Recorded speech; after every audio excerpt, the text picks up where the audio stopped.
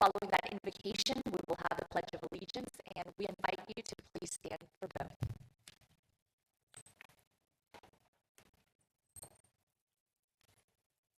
Good morning. Let's pray. Father, right now, in the name of Jesus, we come before you, Father, with praise and thanksgiving that you have given us another year to glorify you. Father God, I thank you for these leaders presented before us today. Father, anoint them for this work. Give them the wisdom and the knowledge to make Wichita great. Father God, give them the ability to make decisions, Father God, that will enable us to be able to take care of all our residents, regardless of race, demographics, or anything. Father, we just thank you that this meeting today is going to be blessed. Father, we speak blessings over this mayor, these council people, and all those in positions of authority in this place, so that everything that they do will bring you glory and put us on the map like never before. We thank you for a prosperous year, a year of bringing attention to Wichita, that we impact this city, this state, and this nation, that all will know how great Wichita is. And we just thank you, and we just praise you for everything you're doing. In Jesus' name, amen.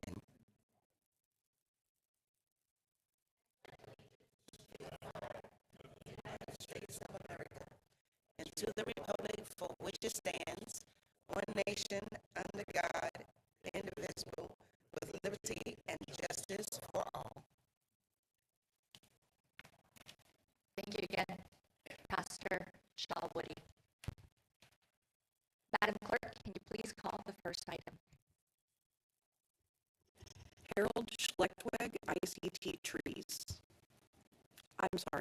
Approve the minutes of the special meeting December 16th, 2024, and the regular meeting December 17th, 2024.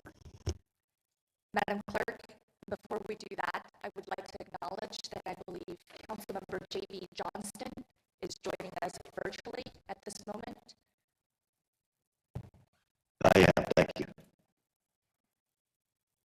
Very much. Madam Clerk, we now have the special meeting minutes. I will move to approve those minutes if there are no further edits. Second. Motion and a second. Any further discussion? Point of clarification, Mayor. Is there a motion to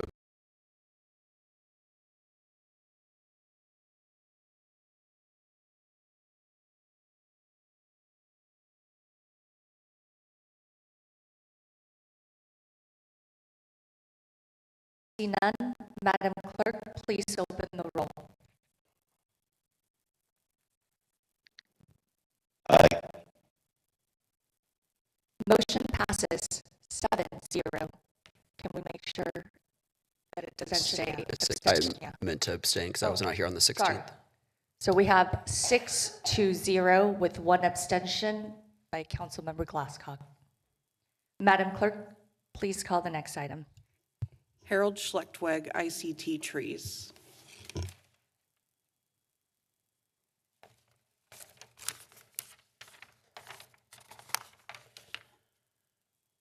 Mayor Wu, members of the City Council, City Manager Robert Layton, Happy New Year. Thank you for your service to the people of Wichita. My name is Harold Schlechtweg. I live at 351 North Fern in Delano neighborhood. I'll chair the board of directors of ICT Trees, one of Wichita's newest 501c3 nonprofit organizations. ICT Trees' mission is to make Wichita greener by doing what we can to protect and expand our urban tree canopy by distributing free trees to homeowners, businesses, and churches, planting trees, and through education about the benefits of trees to our community. Trees increase property values and lower utility costs.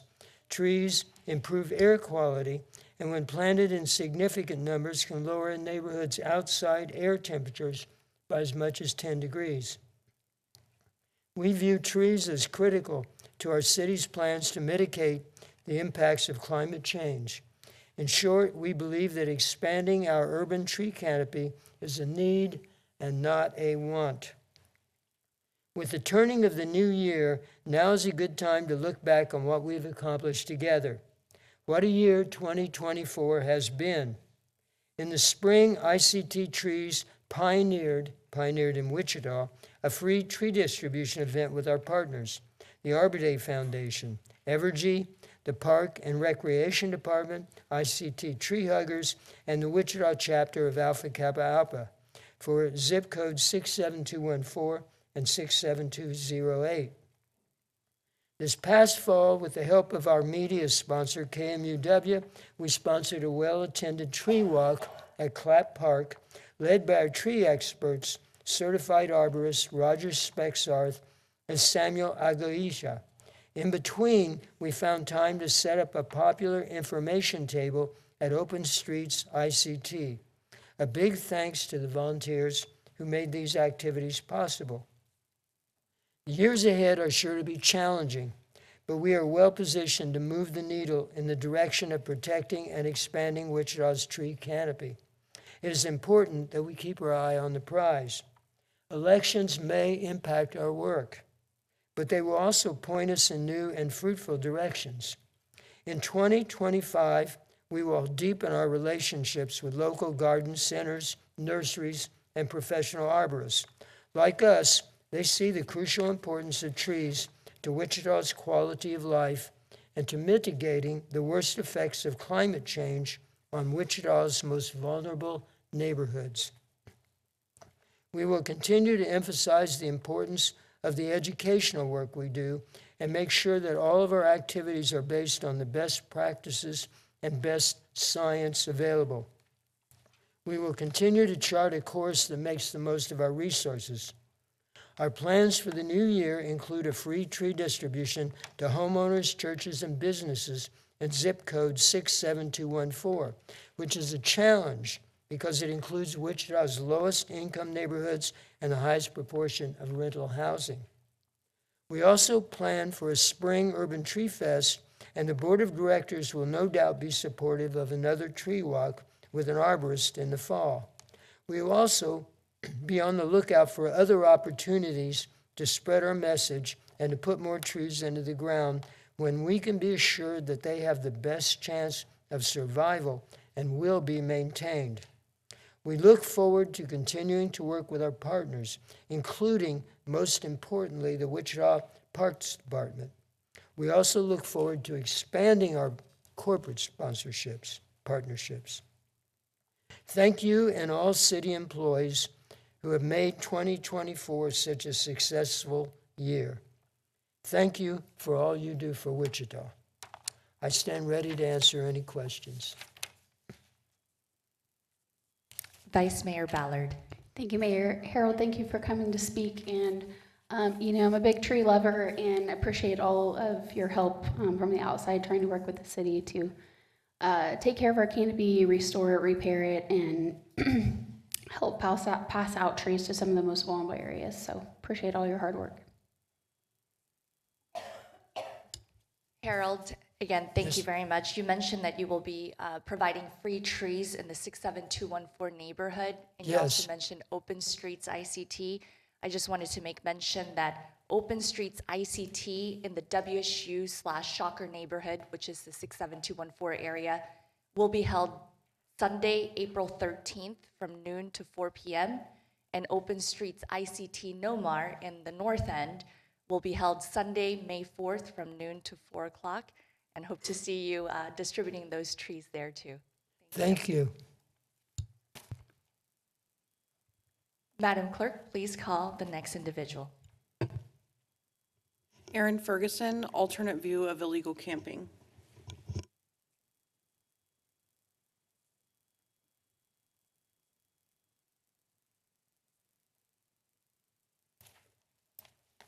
Morning, everybody. My name's Aaron Ferguson. I'm a lifelong resident of Wichita, which tomorrow marks 45 years. My personal journey to becoming homeless has been a simultaneous journey of self-discovery, self-knowledge, self-reliance, and faith in God Almighty. I've heard it said before that knowing others is wisdom, and knowing thyself is enlightenment. I can tell you from personal experience, there is nothing like being broken-hearted, homeless, alone, and hungry to teach you exactly who you are and how you'll act in any situation. Only the best among us can maintain a generous heart when neck deep in desperation. But Pastor Pocky over here at Church on the Street said some words on the Sunday before Christmas here that really hit home for me.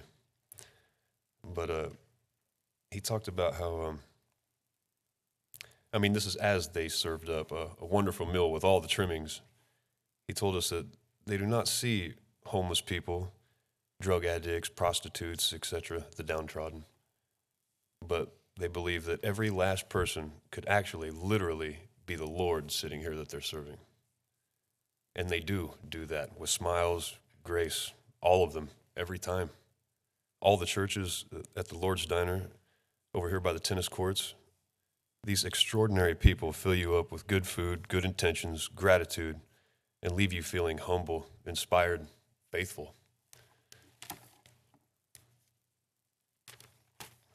On the flip side of that, I've noticed over here, although I'm grateful to be able to go to the shelter, it's much better than standing outside and freezing to death. But the way the city tends to deal with this problem is can be heavy-handed. And while their intentions seem well, and they do some good, and have faithful people working for them, and they do all they can to help, it's the difference is almost like looking at the metal detectors when you walk into to the homeless shelter, and how they seem to not be needed at the church. But needless to say, the difference is enormous. But the church's approach, it feels reverent. They follow the golden rule. Simply the city acts more as a Lord, dealing with its subjects, of course, which is effectively the situation. But I've noticed at times some people don't honor their oaths as much as maybe some others do. But the city imposes ordinance, rules, statutes, invades privacy, confiscates belongings, limits access to your belongings. Government dealings of any kind are notoriously more difficult, slow, bureaucratic, and some rules tend to be downright senseless, time-wasting, and frustrating. It's like the government has two tools to deal with this problem, a screwdriver and a hammer, and if it can't fix it with the screwdriver, it tends to bash it with the hammer.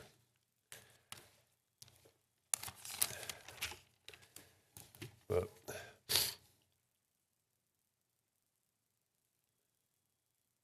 it's a hell of a thing, though, excuse my language, when the most realistic approach to punishing, like an illegal camping situation, is to effectively give them what they want. Here we are in the coldest months of the year, and if the answer is to give them 30 days in jail and relieve them of $200 or $5, whatever it is, it seems like giving them effectively what they want. And in some ways, I imagine a jail cell can actually be more cozy than the homeless shelter. It's less roommates, it's less cramped, probably more privacy. But 3 hots in a cot, that's the punishment? It doesn't seem like that's a punishment to me. In fact, it seems like, man, where do I sign up for that? Pardon me. Bad joke, maybe. But let's see here. In my personal situation, I don't know the numbers on this or just how many others could say that they have a similar experience, but to one degree or another, forced homelessness is a thing around here. I know from personal experience, it's kind of hard to get my story out around polite company while allowing people to retain their lunch. And so I'll spare you guys that here, the ugly parts of it at least. but I would relish the opportunity to sit down with any legitimate investigators because there's some things that do need to be heard, and I realize that right here, right now is maybe not appropriate, but given the chance to speak with somebody who would actually look at what I'm saying here, I can prove some things around this forced homelessness situation. And in the back of my mind, I can't help but think that people would do well to, until the numbers are done on this, people would do well to view every homeless person not as an illegal camper, but as somebody who may have been forced into this situation. Now, I know this is true for myself to some degree or another, for others also. Yeah, that's all I got, guys. Thank you. Thanks, Aaron. We have 3 spots left for anyone who would like to speak. Please state your name and your address, and you will have 5 minutes. Patrick Murphy, 1786 South Seneca, Wichita, Kansas, 67213. I realize that there's a second reading that's going to take place today. I'm going to start by thanking each one of you again for the care that you've given to this particular item. The homeless situation in Wichita is an especially dire one at this time of year. As we stand in here right now, it is hovering around 0 out there. And as I drive up here, I have 2 homeless encampments that I see along the way. There's no movement around them. I don't know if the people are in their tents or what they're doing, if they're at the shelter. But as you drive by there, you do wonder. And I'm a man of faith, and I pray to God as I go by there that these people are safe. As far as this ordinance goes, I would humbly ask this council to reconsider tabling the item for now and revisiting it and redrawing a few things that are in it. What you do unto the least of my brothers, you do unto me. We stand here every day and we invoke the Lord Jesus Christ to guide us in his wisdom.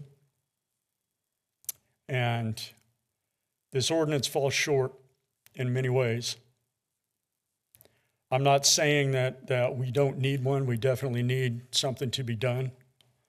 I'm just saying that there are certain things in the ordinance that need to be redrawn. And I believe that we should have another meeting about this and talk more in depth about what we can do. Because folks like the gentleman that just spoke, they should be included in the conversation. I don't know any of your personal histories, but I would venture to say that no one sitting on that panel has ever been homeless. I would venture to say that coming to an understanding of something so dramatic is very difficult for anyone who hasn't gone through it to comprehend. So realizing that, I believe that we should include these people in the conversation. In 2017, there was a gentleman that lived down the street from my house that slept on the sidewalk. I worked second shift at Spirit. This gentleman, during a snowstorm, laid down on the sidewalk, pulled a tarp over him, and the snow covered him. He laid there for what I account to be at least 18 hours.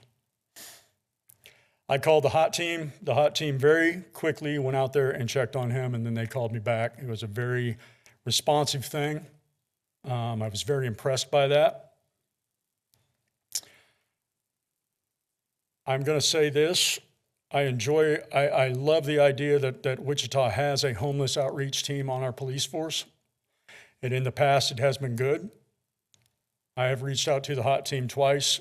And there are other people in this room that have reached out to the hot team in the past that have not gotten a response from them, or the response came very late. I don't know the ins and outs of all of it or why it was that way. I just wanted to bring that to the attention of this council. There are certain things, there are many, many groups out there that are willing and ready to work with the HOT team and work with the MAC to help drive these people to the help that they need. In effect, this ordinance, what it does is draws a line in the sand between the people that need to be helped and the help that they need. My daughter was on the street, praise God, last week. She found a room and she's no longer living out there. I'm very grateful for that. There are many, many more people out there that need that help. When I spoke to my daughter about going to the ComCare, her response was, I'm not going to ComCare. While I was at ComCare, I was thrown on the ground. The details, I don't know. I can tell you this, I know my daughter. She can be very unruly. So, not saying it wasn't deserved, I don't know the details. But what I'm saying is there's got to be more people out there that have had similar experiences there for whatever reason, through their mental deficiency or whatever's going on in their heads, that have had those same experiences and they're terrified of this. So I think that we need to consider that in our ordinance as well and try to find a good solution. I'm here to offer myself to the council to help with this. I'm not a person that comes with problems. I'm a person that comes with solutions. And I do have some ideas, and I would love to sit down with any of you at any time to offer these ideas to you. Thank you. Thank you, Patrick. We will have our fourth individual who would like to come and speak.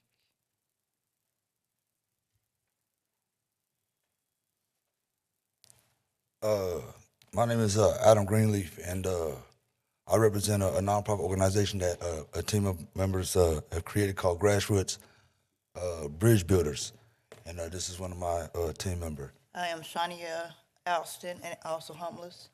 So what I wanted to say was speak on something that these two gentlemen had said. This sign that we created, actually, Sean and Chris called "We Are People, Not Problems." So like, the question I got to ask: how do you view the homeless? You know what I'm saying? Because what that man spoke about is really actually factual. I was diagnosed with a terminal illness. I passed all my UAs. They didn't believe me. They didn't believe the UAs. They said I manipulated it. I do have a past history with methamphetamines. I've been clean 8 years. So like the mistreatment that we are treated, I got to ask you that question. How do you view the homeless people? Because see, a doctor told me that because of his education, that he knew what kind of person he was dealing with, because he see my kind every day. It cost me my life. They took blood work to prove that I was lying to him, that the UAs that I was manipulating. It all came back negative for 8 years. So in about 3 to 5 years, they're gonna be burying me. That's why I'm up here today, because I've been homeless 5 years because of this, because of my illness. But I just wanted to vouch on his behalf, because I went through that myself, and I watched a lot of my friends die because of that. So the question is, how do you view the homeless? And then the other thing I want to speak on is that there are a lot of resources that are nonprofit that do not receive funding from the state. And they actually have more success rates, like churches, sober living houses, because they give us purpose. We go to these places and we're held accountable. But what about the accountability with the resources that take you guys' fundings? Aaron spoke about that. I think the best solution that you guys come up with an answer is actually bring people in that has been affected by your guys' rules and policies, by these resources that take your guys' fundings. I ain't saying it's a bad thing, but there's no accountability on nobody's part but ours. And so it creates fear. Hi, I'm with Grassroots Bridge. I'm sorry. We're called Grassroots Bridge Builders. We want to build a bridge in between the homeless and the community. People like us as homeless out there can reach out, and we can have peer buddy systems to show that it's all right to go into the MAC once we get the MAC where people feel comfortable using the MAC. Right now, the resources that they're using, like ComCare, like you said, I've been through ComCare, over-medicated, trapped in my head with medication. So I'm scared to use ComCare. I was also treated wrong at ComCare. There's other resources that you have at the MAC that has us scared to go to the MAC. But if you reach out to grassroots nursing, there's other organizations that's nonprofit that will help at the MAC, be better solutions for us people that you want into the MAC. So, So what she's trying to say is that even though we've been done wrong by our own community, and so a lot of us that are homeless do not want to be homeless, but because of the fear that we have of our resources that are available to us, we refuse to go. I got a friend that lost both his legs, because he'd rather stay outside and take his chances. So what we do as a nonprofit organization is become that bridge where the resources that we have available to us lacks in, which is basically the question is, how do you view the homeless? So what we do is we try to get these cats that want help, put them in places where they can go that we know that will actually help them. I stay at a sober living house. I've been there a couple of days, and my spirit has been boosted up because of the treatment how I'm treated. I'm not looked at as a homeless man, but as a person, as an individual. And these places, they provide us with purpose. We need to feel like we have something to offer our community. You know what I'm saying? My life was taken from me, but now I'm giving back. I don't hold no grudges. I ain't mad. I just don't want this to happen to the next person. And that's what we do. thank you for your time. Thank you, Adam and Shania. Councilmember Hoheisel. Thank you, Mayor. Adam and was it Shania? Shania. Have you guys had a chance to go through the MAC yet? Have you guys been, or what have you been hearing from some of your colleagues out there? I have did interviews with different women and different people that has been in the MAC. I have not. We do have a YouTube channel. It's called Grassroots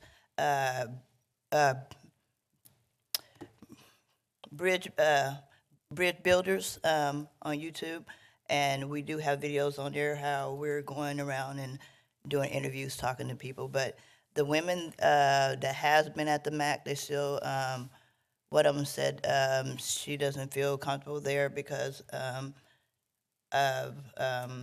seeing the past people that passed her or that already have violated her, or having to throw away the stuff that you just had bought. When you go in, your snacks, and I understand y'all don't want rodents or anything like that, or you're trying to look. But it's just different things that people say that's why they don't want to go in there. You just got food. It ain't even open. They should have just certain areas where they can take their stuff where, they just bought and be able to eat it later. You know what I'm saying? They're wasting, you're not just wasting their money or their food stamps, You're wasting, you're making them feel like what they bought is not valuable to them, They paid for it. I was actually currently staying at the MAC at the overnight shelter. I've been homeless 5 years, so I've used all the resources out here.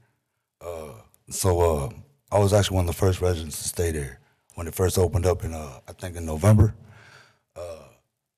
Yeah, we got to throw away our food. I used to get off at work, and I couldn't go to sleep because, I get off and come there at 3:30 in the morning.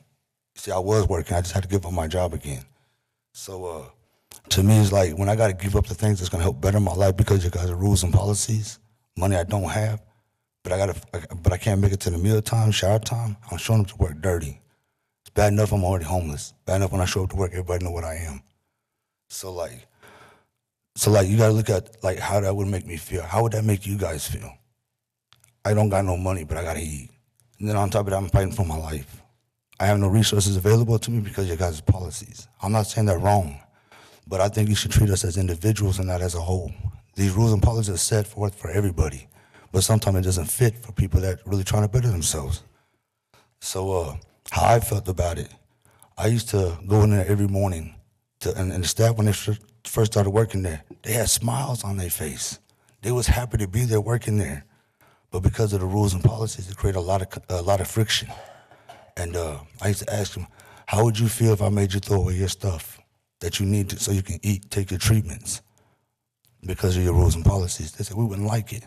Then why would you do that to us? And then recently I got removed from that facility for a couple of hours. I don't like being told how much toilet paper I can have. It's a little bit petty, right? But because of that, you know, I just asked for more toilet paper. It wasn't going for it. They removed me for it because I got into an argument. I'm a grown man trying to take care of myself, but I got people that's got to walk me to the bathroom, that's got to issue toilet paper to me, and then humiliate me because of it.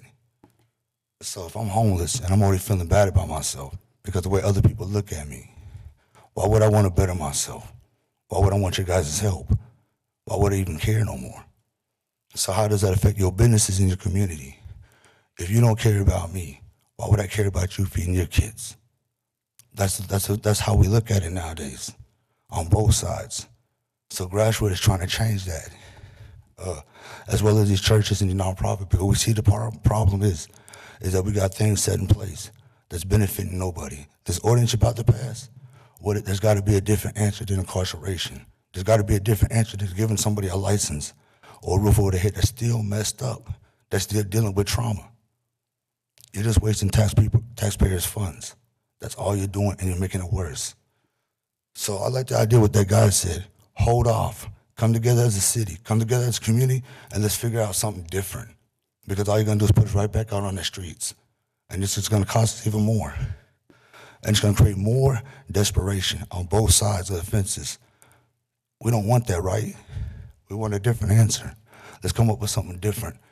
So if I was you, I would hold off on this ordinance and let the MAC develop a system by bringing in the community to create different resources, different answers than the one we've been using, because it ain't been working. Councilmember Tuttle. Thank you. My question is for the city manager. Mr. Manager, last week, or a couple weeks ago, I'm so sorry, when we addressed this issue in the first reading, we said that one of the recommendations would be that it would go back to also to have thoughts from the homeless task force. Is that correct? Councilmember Tuttle, yes. Actually, we put a staff team together to talk about how we would enforce this ordinance, and we've gone through. We put together a workflow, and we have established training for all of our staff that involves compassionate enforcement, and we're also then looking at how we get private resources to come alongside us through caseworkers to accompany police officers and HOT team members when they go in the field. So we're looking at a lot of different elements of how we'll enforce the ordinance. Once we have all of that established, then we plan on going to the homeless task force, actually the provider subcommittee or committee, to outline that and to refine it as they would recommend. Thank you. And I just wanted to highlight too, one of the speakers made mention of people who have experienced being unhoused, homeless, having input. There are members of the homelessness task force who have been unhoused, correct? Yeah, okay, thank you so much. Councilmember Hoheisel. Thank you, Mayor. I just wanted to respond to the speakers a little bit. I do believe that there are plans in the future with the MAC to have personal storage areas as well. We're just getting this open and going. We're going to be building it out for a little while. I think there's also plans to have kennel space as well, so that way people can bring their animals in as well. So I just ask that you continue to work with us on some of these too. It's great that you have an organization out there. I think hearing from your peers, your colleagues that are out there, their concerns, and then also that there is a new building or newish building that's being built out, and it can be a warm, safe space for people. So we'll keep working on that, and just we'll keep reaching out and working with your organization as well, because I do think that that is one of the goals of us, is to be able to reach out to groups like yours and build trust from within the community as well. And so now you guys can tell each other, here's what the MAC is really like, here's what they're working on, here's the steps for the future. We're going to continue to try and make it a really solid, safe place that will help people and also give people options, again, to bring your pets and to have, I'm not sure about food items, I'm not sure on some of that. we also deal with a lot of regulations that come down from the federal level as well. So a lot of these restrictions aren't the result of the group that's running the MAC or even city council here. A lot of it is federal regulations that we have to adhere to as well, because there are federal dollars that are being used as well. So just a little bit more background, and we'll continue to work with you guys and continue to build the MAC out as best as we possibly can. I will just address two misconceptions really quick. You are allowed personal belongings at the emergency shelter right now. You're allowed a bin for your personal storage. And again, so that's myth number one, that you cannot bring your personal items. That is false. Number two, regarding kennels, someone from United Way actually responded to an individual who asked about pets.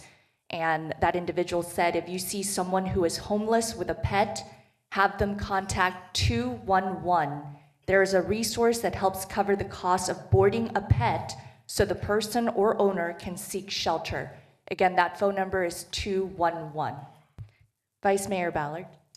Thank you. Just to kind of piggyback on the pet situation, I had several conversations about that yesterday, and Wichita Animal Shelter is willing to take an animal and board it while we're having these cold weather snaps. And I believe after that you have 48 hours to pick it up.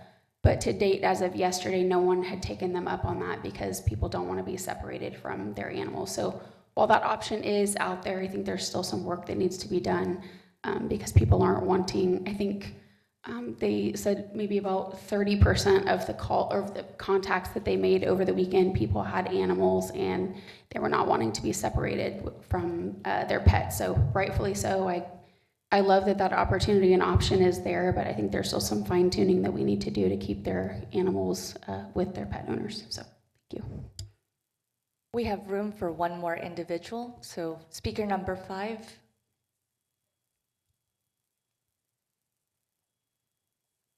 Good morning, Phil Meyer with Boffman Company. I'm going to try to be very, very quick today, and I know there's only room for one speaker, but if I get done, I'm going to try to use half of this time. And I know there's a gentleman from Union Rescue that wanted to speak. That's homeless is way more important than my topic, but I wanted to see if I can do this quickly. I am here today, and I've never done this before. I'm going to ask council, and I've been talking to Councilwoman Tuttle about this, to pull item number 16 off of your consent agenda. That is a zone change request where we are down zoning 20 acres from industrial to MF 18. That is a project where the seller is Ritchie Development, Jeff Mullins. The buyer is Paul Jackson with Vantage Point Properties.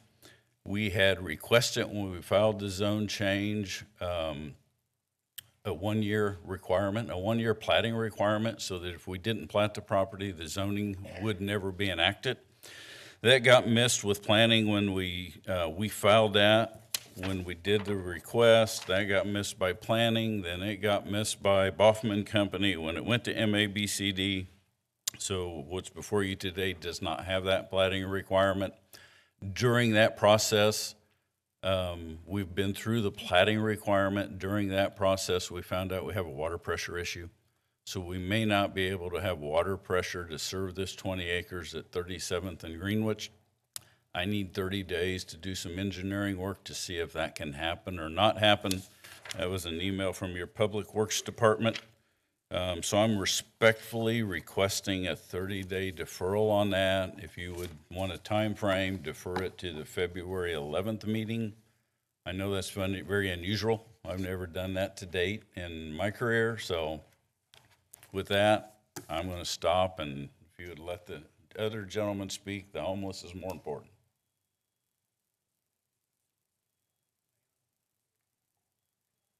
Then you can keep the time going.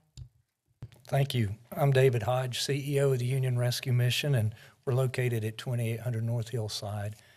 As I start, I want to thank you on a few things and then share a few comments. But as I look at each of City Council and a lot of the staff, every single one of you is personally engaged with us at the mission, caring for the homeless.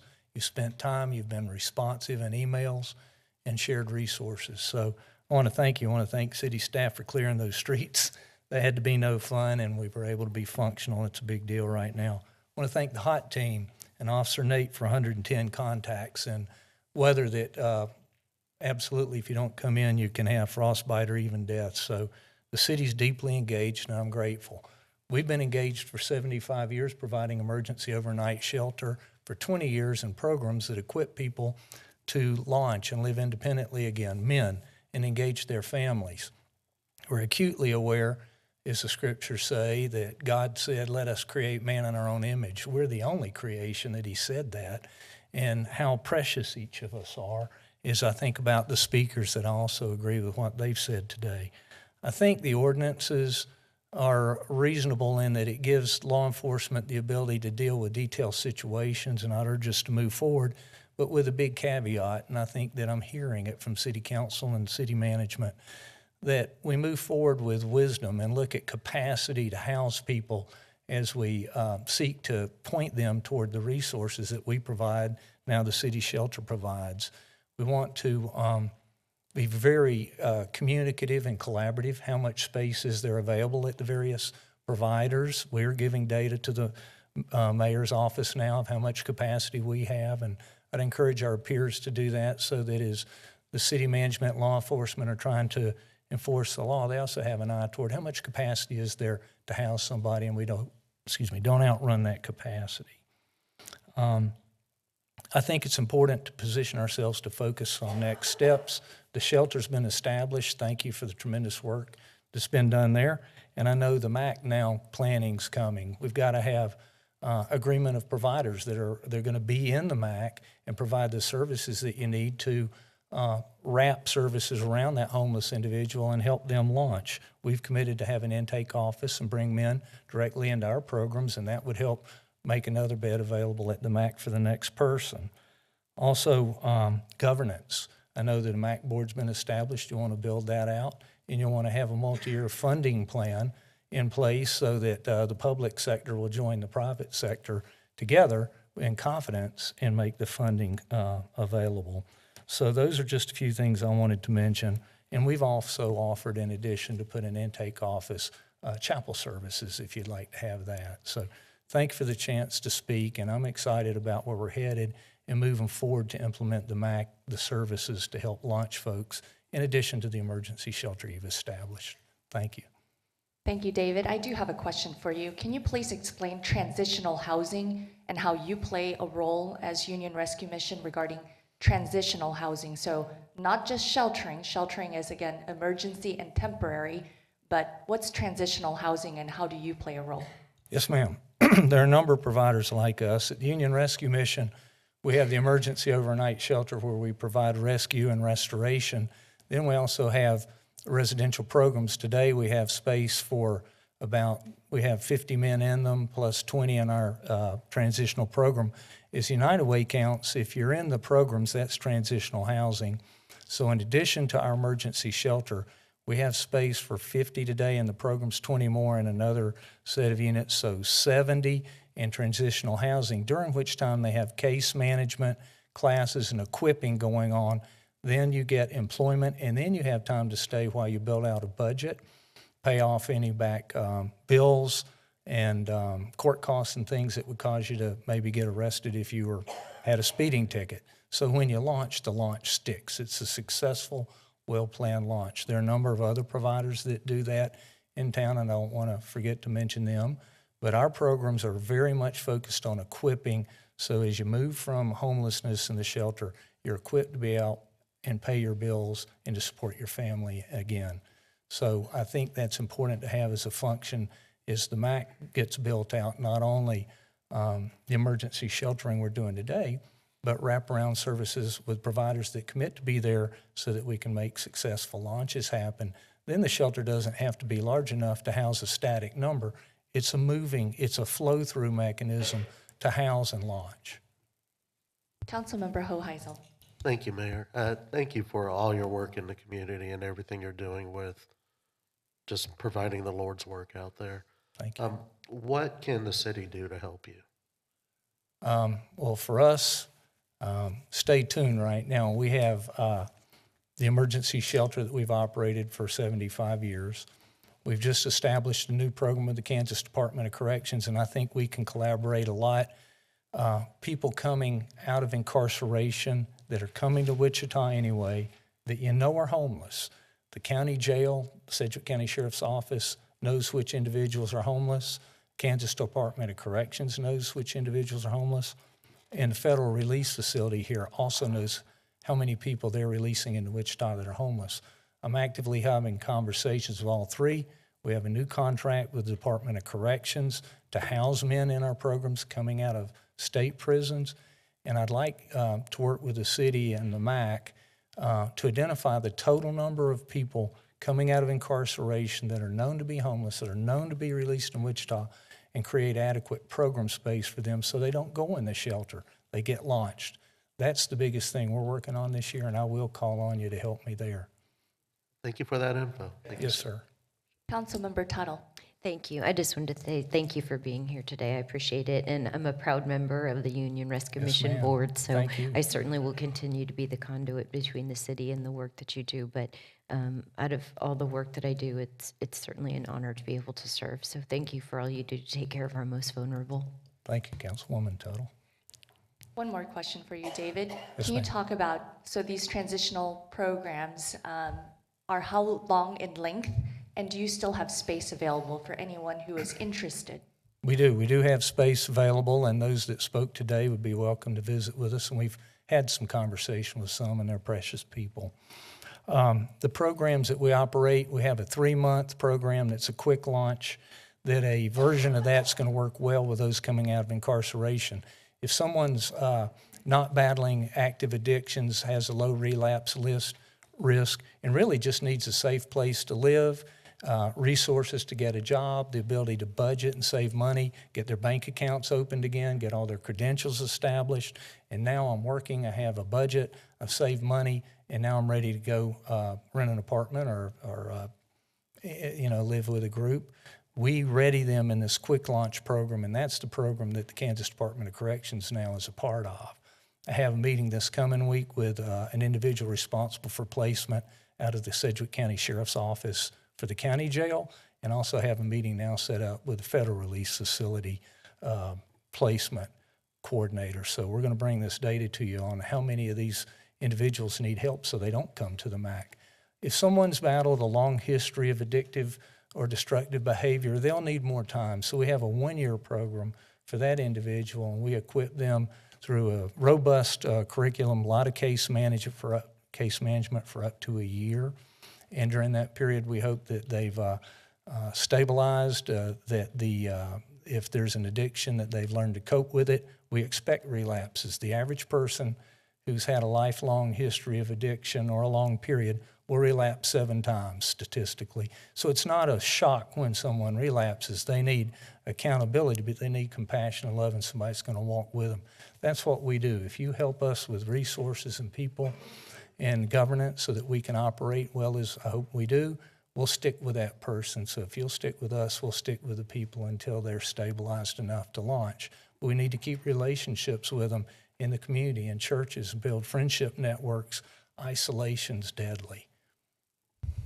Thank you again, David. Appreciate you explaining the 2 transitional housing programs, a 3-month program and the 1-year program. I know that Salvation Army also has a 1-year program specifically for individuals battling addictions.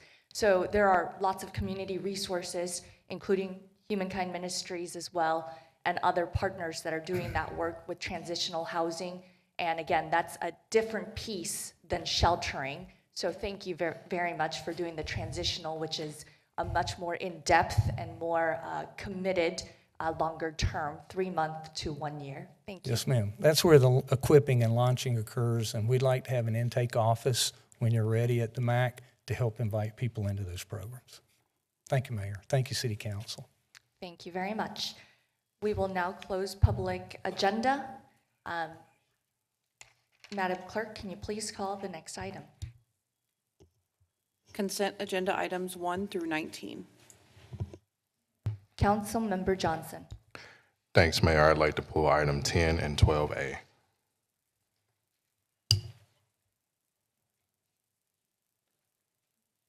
Councilmember Tuttle. Thank you very much. I'd like to pull item 16, please. Thank you.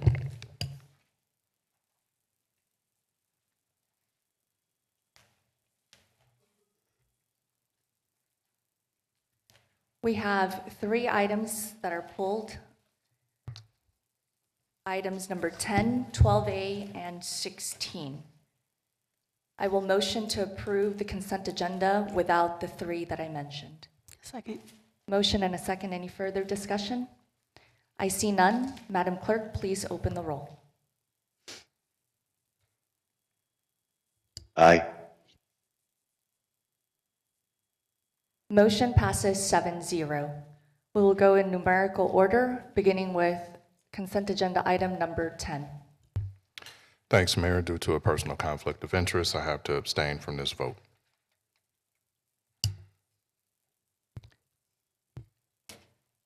I will have a question for law. In the new year, we now allow for public comment regarding consent agenda items. So we have we'll start at the bench and then go to public comment. Councilmember Hoheisel. Just a quick question for council. If you're in a different country, should we require you to say "I" in the language that the country you're in? I'd like to hear Councilmember Johnson say "I" in Vietnamese.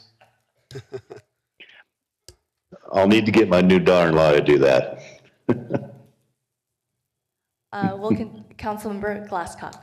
Thank you, Mayor. I do have a quick question for, I would presume it's Sally. Regarding the contracts, it looks like the sale proceeds of $13,600 will provide for administrative expenses. Is this of market value? It is approximate market value for those parcels. Right now, we're seeing market values between $5,000 and $10,000 per vacant parcel. These are 2 parcels. They're coming in at just over $13,000. Okay. Thank you. Sally, I have one more question for you regarding this item. I'm really appreciative of the nonprofit Wichita Habitat for Humanity and helping with affordable housing. Can you talk about some of the other programs that Wichita Habitat for Humanity is helping with affordable housing and how the city is supporting that work? Sure. The city has supported Habitat for many years through the Housing Development Loan Program, so providing gap subsidy so that they can build single-family homes for first-time home buyers. They are able to do it under their model with sweat equity and donated materials at a much better rate than most other developers can. In addition to that, they are actually purchasing 16 of the former public housing units on Piatt Street. They all happen to be on Piatt. To do a renovation of those existing units and turn them into home ownership opportunities. This is a third project we'll be working side by side with Habitat, and it is to turn these 2 vacant lots into 2 new single-family homes for home ownership. They also partner with us in our home repair program. So oftentimes when we have complicated cases where funding isn't enough under one program, we will partner with Habitat as well as Mennonite Housing to try and bring together the resources necessary to keep people in their homes. So very valued partner. Thank you very much, Sally. We will now open it up for public comment regarding consent agenda item number 10, the sale contract approval for the land bank. Any individuals? I see none. We'll bring it back to the bench. I will move to approve consent agenda item number 10. Second. Motion and a second. Any further discussion? I see none. Madam Clerk, please open the roll. Aye.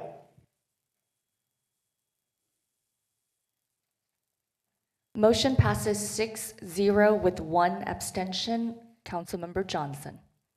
We will now move to consent agenda item number 12A. Thank you, Mayor. I just wanted to pull this item and again express my disagreement with it. I think the numbers that we've seen so far with 110 contacts and 76 refusals show that we still have much more work to do with our in-house community before increasing enforcement efforts. So I will not be supportive of this item yet again. I see no further council member comments. We'll now open it up for public comment regarding consent agenda item number 12A.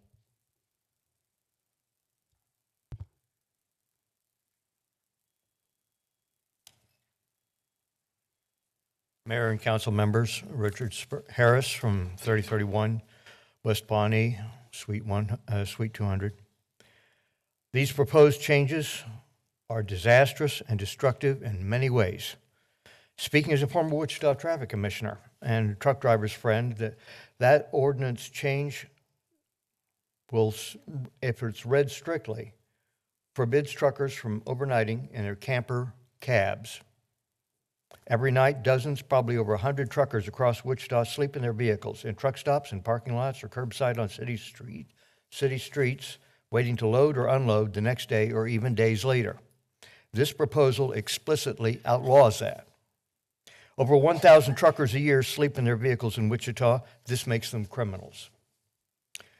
Current safety research shows that more accidents are caused by tired drivers than by drunk drivers. Federal and state safety authorities have for decades, from the Department of Transportation all the way down to the Highway Patrol, urged traveling motorists to pull over when they feel drowsy and rest, even sleep, until safely recovered. These ordinance changes criminalize that life-saving act. The Assistant City Attorney assured me that under current and proposed ordinances, there is no place in Wichita where the homeless may camp. No place. You're not just forbidding them from some places, you're forbidding them from everywhere. There's no place they can make their own shelter safe from official attack. And if the homeless person in the dead of winter gets up and leaves his or her shelter or homemade tent to find work or food or water or just a legal toilet, the new ordinance says that he or she can return and find everything they own gone, including their only protection for the winter's deadly cold. If you pass these changes, some of them will die. I can report from personal experience with over 100 Wichita homeless that most of them distrust, even fear, the homeless shelters. Many have already come to you pointing that out and giving you reasons. Even if they do trust a homeless shelter and are willing to drag their belongings there through the cold and ice and snow, they can die en route from the combined effects of exhaustion, frostbite, and hypothermia before ever reaching the shelter, which in most cases is miles away, a deadly long march in this weather, even if they know the way. Yet there are many whom shelters will not take, including families with children. And the crowded congregate shelters are hellholes of violence, theft, bugs, disease, deprivation, regimentation, humiliation, noise, odors, insanity, and chaos. How could anybody reasonably sleep in that kind of environment? Homeless addict deaths are not solely due to willful drug and alcohol abuse. In some cases, death results from trying to quit. Abrupt withdrawal can, in some cases, be fatal, especially for the severely addicted. But to get to shelter when the weather suddenly turns cold, it is mandatory shelter policy for the homeless to abruptly withdraw from their addiction, regardless of the consequences. Every major healthcare organization, the AMA, the APA, the American Public Health Association, even the National Association of Social Workers, and the CDC, condemns forcible displacements and warns that congregate shelters are more unhealthy and dangerous for the homeless than their own encampments. And despite the hyped anecdotes out there, their encampments generally do not increase crime among neighbors. And shelters do not end homelessness. Instead, Housing First works. These reckless ordinance changes are just that, reckless.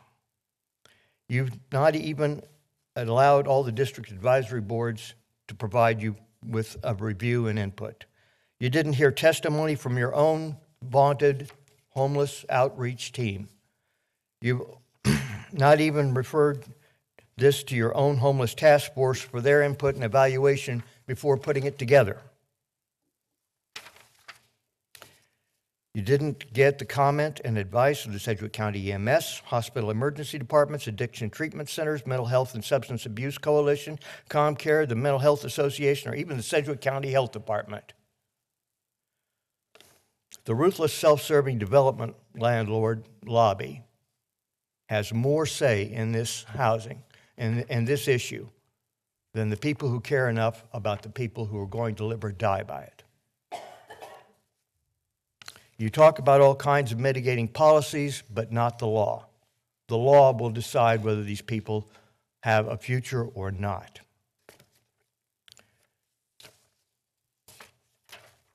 If these policy changes go through, you could be committing murder. Vice Mayor Ballard. Thank you, Mayor. Mr. Harris, I just wanted to say thank you for continuing to come. I saw you at the Homeless Memorial, and you made a comment that you took the opportunity to stand for the ones that you had passed by that had now passed on. And I didn't get a chance to talk to you about that, but I have thought about that more in the last 2 weeks or however long ago that was. That's a really powerful statement. I'm sad that you had to make it, but I'm glad that you did because it gave me a different perspective to think about some of the different ordinance changes that are being proposed and just homelessness in this cold weather altogether. So thank you for being here and advocating for the people that aren't able. City Manager Layton, I have a couple questions for you. Can you please address two of his concerns regarding overnight truckers and if this will outlaw those who need to rest before they can get back on the road? And number two, regarding the actual ordinance, can you please also advise that the homeless outreach team was advised on this ordinance and other departments which also helped advise on this ordinance? Mayor, I'm going to ask the city attorney to address the first item because I'm not prepared to do that. Mayor, I'm looking through the ordinance right now. I'm going to need a moment to check on that. Here, thank you. Yes, Sharon Dickraft, City Law Department. Regarding the allegations for overnight trucking, the ordinances provide exceptions for those. Individuals can temporarily camp, that's up to 72 hours, on private property with the written permission of the owners. They can also park or temporarily camp on commercial properties for up to 72 hours if the area is posted in a manner that overnight parking is allowed. So we thought about the overnight truckers at the Loves, the overnight campers in Walmart. If the commercial property allows that, that's fine. I can also address the second issue. The HOT team was part of the committee and group that worked on these ordinances. The HOT team, law, housing, parks, it was a collaborative effort with staff, so they were certainly involved with this process. Thank you very much. And I'll just address this really quickly. Wichita's 24/7 emergency shelter has beds available for men and women. Drugs, alcohol, and weapons are not allowed inside the shelter at 9th and Main Street. The shelter offers 3 meals. Breakfast is served at 7:30 a.m., lunch is served at 11:30 a.m., and dinner is served at 5:30 p.m.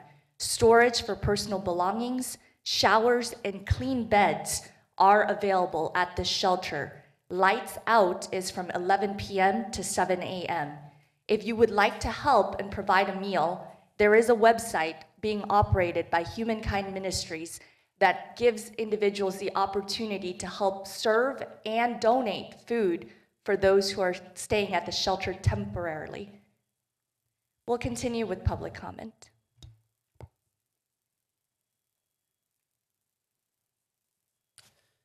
Ben Davis, live in Rockwood neighborhood. Thank you so much for allowing me to speak. I'd like to make just a couple of brief comments. I own a political consulting firm here in town, and I had reason to go into the field with a poll with Public Opinion Strategies, which is one of the top polling firms in the country. Interested in this question, I went ahead and polled it. I wanted to see where the people of Wichita are on this question. And not to my surprise, but maybe to others' surprise, almost 60% of Wichitans polled support this ordinance. Almost 60% of Wichitans polled support this ordinance.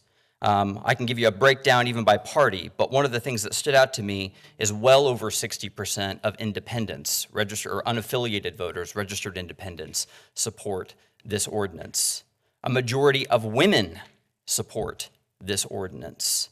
And there's a whole lot of other data in the crosstabs. Now, not that you would want to make decisions based on polls alone, but I think it is helpful to show that the people who support this are not in a minority, that a very small yet very vocal minority have hijacked the narrative on this.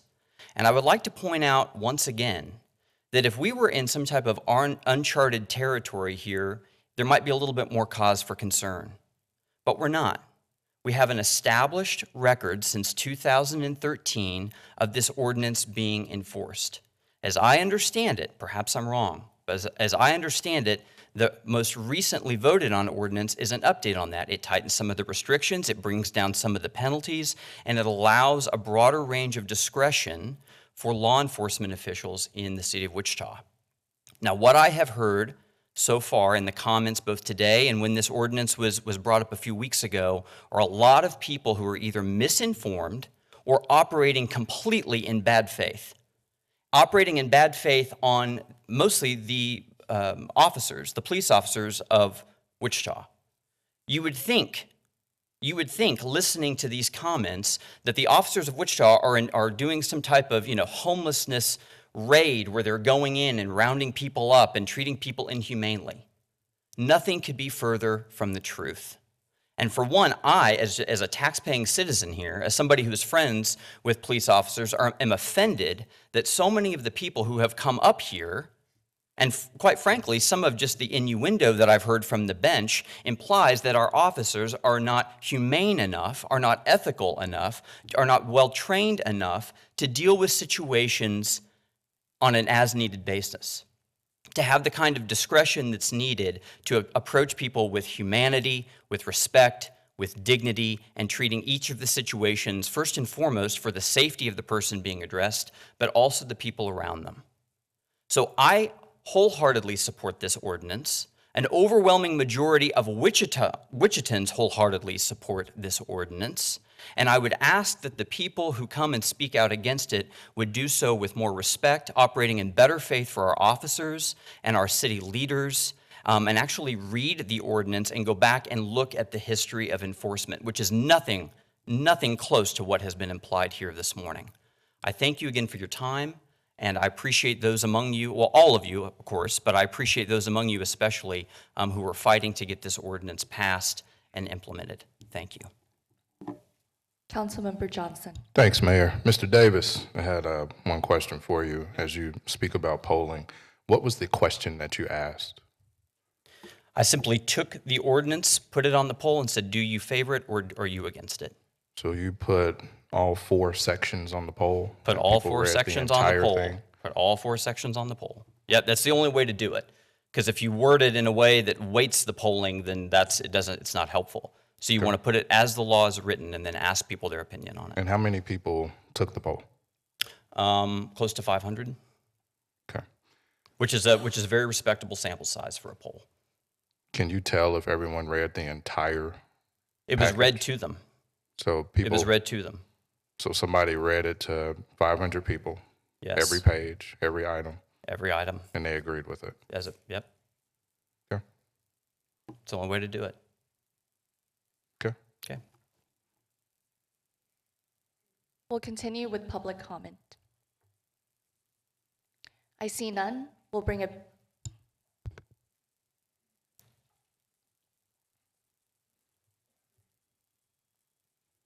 Good morning, guys. First, praise everybody got here safe and sound, and of course to the road crew. Oh, I'm Olivia Hayes with the local LP. Sorry, I forgot that. I was not fast enough this morning for a public agenda, so I wanted to wait till the end of this. It is homeless related, but I spoke to you guys before the holiday about the inconsistency of saying we want to help homeless and then even maybe by accident kind of contributing to it. So something was brought to my attention at the homeless task force meeting last time we met. We were able to view the movie that the city commissioned, and I asked, and was surprised by the answer that the homeless people who participated in the movie were actually not compensated for their time. And so I wondered if you guys were aware of that, and I wondered if there's something that we can do about that. One of the main people in the video that we saw get housing at the end has actually lost her housing. And I think that maybe having even just a small amount of compensation for her likeness and her image in the movie might have helped her be housed for 30 days in December. I don't know, I just find it, the budget for the movie was somewhere around $60,000, I believe, with a little bit more than that available for the total project. So if those funds have not been allocated, like, I'm not saying Jennifer Aniston prices, right? But a little bit of something, if all of those funds have not been allocated, I would love to have a commitment from one of you guys to at least look into that and see what we can do. I'm someone who's paid for my commentary, my voice, my image on shows and stuff, and even I have a hard time knowing in the moment to advocate for the right price. So I fully understand that maybe they were naive about it, but there were professionals around them that I think maybe could have spoken up. And the project's not done, from what I understand, so I think that there's time to rectify this at least a little bit. So I would just love a quick question to if one of you is willing to look into this, and if so, I can follow up with you one-on-one after. Councilmember Glasscock. Olivia, thank you for the comments. I was not aware. I'll work on follow-up and try to let you know a response from Housing Department. Okay, awesome. I'll shoot you an email so you have my information That's for the even better. follow-up. Thank So, you. Thank you so much. Vice Mayor Ballard. Thank you, Mayor. Also, thank you for being here. I did not know that either, and I'll work with Councilmember Glasscock to find out some answers. Awesome. Thank you, guys. Thank you. This is a staff-directed question to Sally.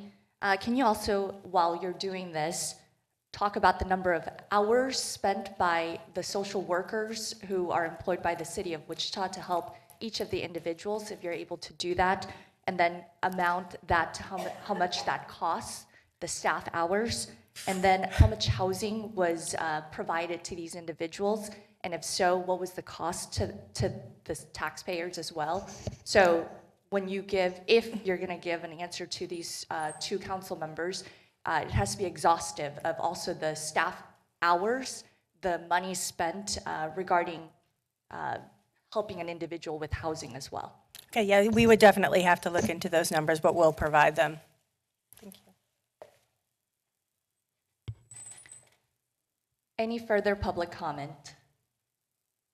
I see none. We'll bring it back to the bench.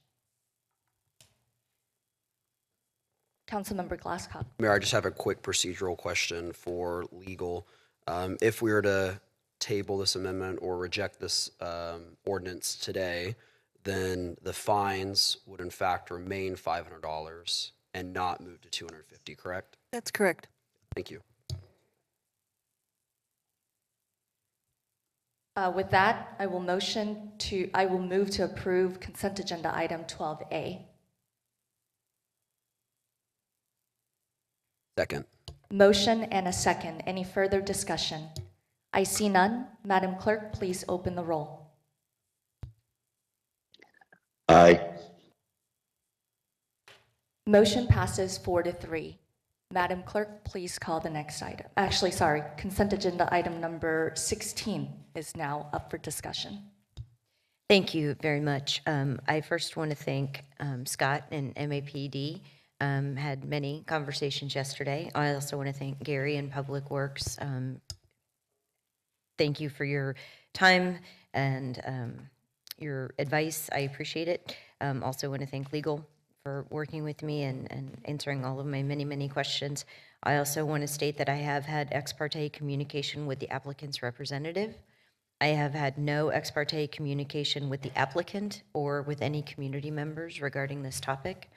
With that, I would move that the Wichita City Council defer this item to February 11th so that Public Works and Utilities can assess appropriate water access.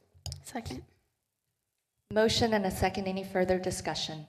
I see none. Madam Clerk, please open the roll.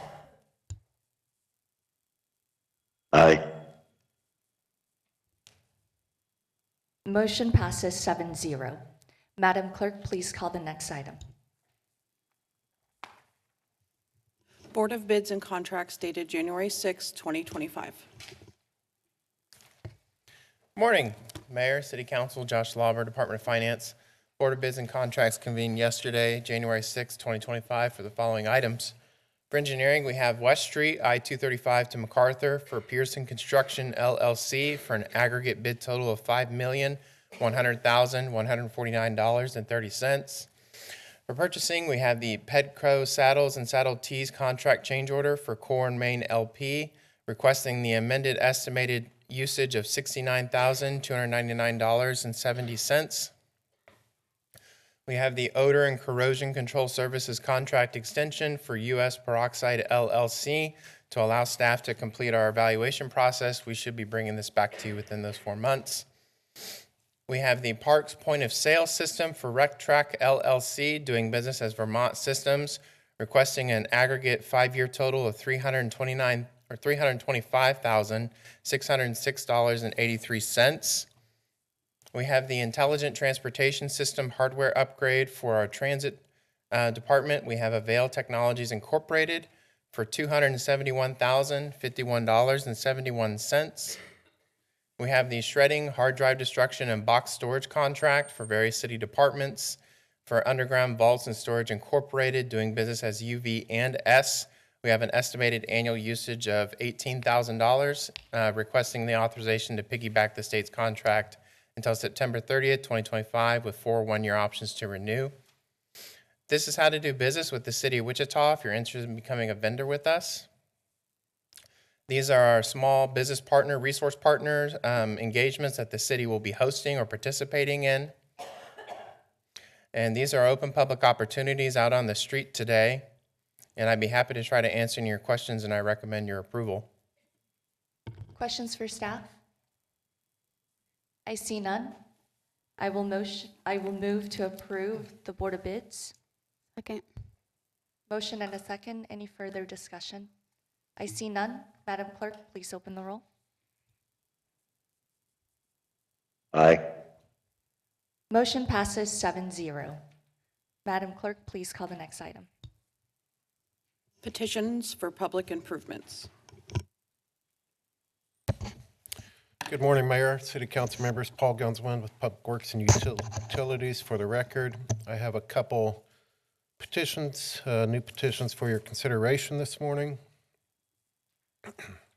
The signatures on the petitions represent 100% of the improvement districts, and the petitions are valid per Kansas statute. South Meridian Commercial Edition, located in District 4. The project will provide sewer improvements required for new commercial development. Reber Second Edition, located in District 2. The project will provide water, stormwater, sanitary sewer, and paving improvements for a new residential development. And it is recommended that the City Council approve the new petitions and budgets, adopt the new resolutions, and authorize the necessary signatures. I will stand for questions. Questions for staff? I see none. I move to approve the petitions for public improvements.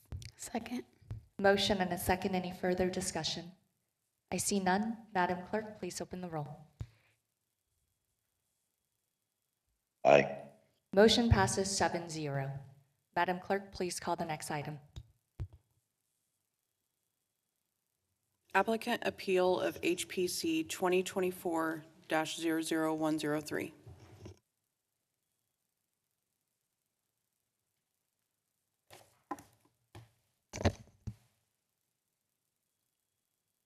Good morning. Scott Wadle from the Planning Department, here to present this item.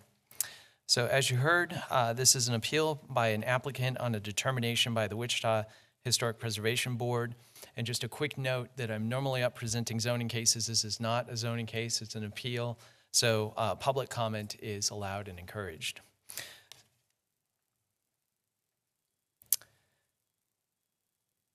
Now, what the appeal is being heard today because the applicant is appealing for the City Council to approve a demolition permit to demolish the building at 632 North Topeka Avenue. The building is on the state and national registers of historic places. The Wichita Historic Preservation Board determined that the demolition would damage or destroy a historic building and denied the demolition permit. The applicant is appealing that action. This item is coming to you because of the 2022 agreement between the City of Wichita and the Kansas Historic Preservation Officer. This agreement allows for local review of projects instead of sending them to Topeka. Here's the aerial of the property. You can see it's located near the intersection of Topeka and Pine. It is listed as a contributing structure in the North Topeka Avenue Apartments Historic District. It is not individually listed on any historic register. The North Topeka Avenue Apartments Historic District was added to the Register of Historic Places, both for the state and the National Register, back in 2009. This building is listed under one criterion, which is criterion C, which is that it's notable for its architectural design and construction. So as you can see on this graphic, it's rather small, but there are 4 properties that are included in this historic district. It's a rather small historic district. In addition, about the property, I do want to note that the applicant has submitted a structural assessments report. It was one of the attachments as part of this case. And in that report, the engineering company PEC found that the exterior facade requires substantial repairs. There are other foundation repairs and others that are noted in the report. And overall, in the report, they make the note that it is likely, in their opinion, it is likely the cost of these repairs will likely exceed the current value of the residence. Here are photos of, here's a photo of the front facade of the structure. In terms of the process, it's my understanding that in November, the contractor applied for the application for the demolition permit. As well, they reached out to the historic preservation, to the planning department to indicate that they were going to apply for that. In December, the Historic Preservation Board heard the case and requested and indicated that they found that the permit would damage or destroy a historic property and denied the demolition permit. On December 12th, the applicant submitted the appeal to the city clerk to bring it before you all. Just a quick note about the review that the Historic Preservation Board does. When reviewing a project, they review it using the Secretary of the Interior's standards. And in this case, demolition, of course, would damage and destroy the structure. So with that, the vote at the Historic Preservation Board was 6-0 to make that finding. In terms of council action, we recommend the council accept comments from both the applicant and the public. It's my understanding that representatives of the applicant are here today. In addition, the council has the option to deny the demolition permit or to approve the demolition permit. Here are some photos of the structure and the surrounding area.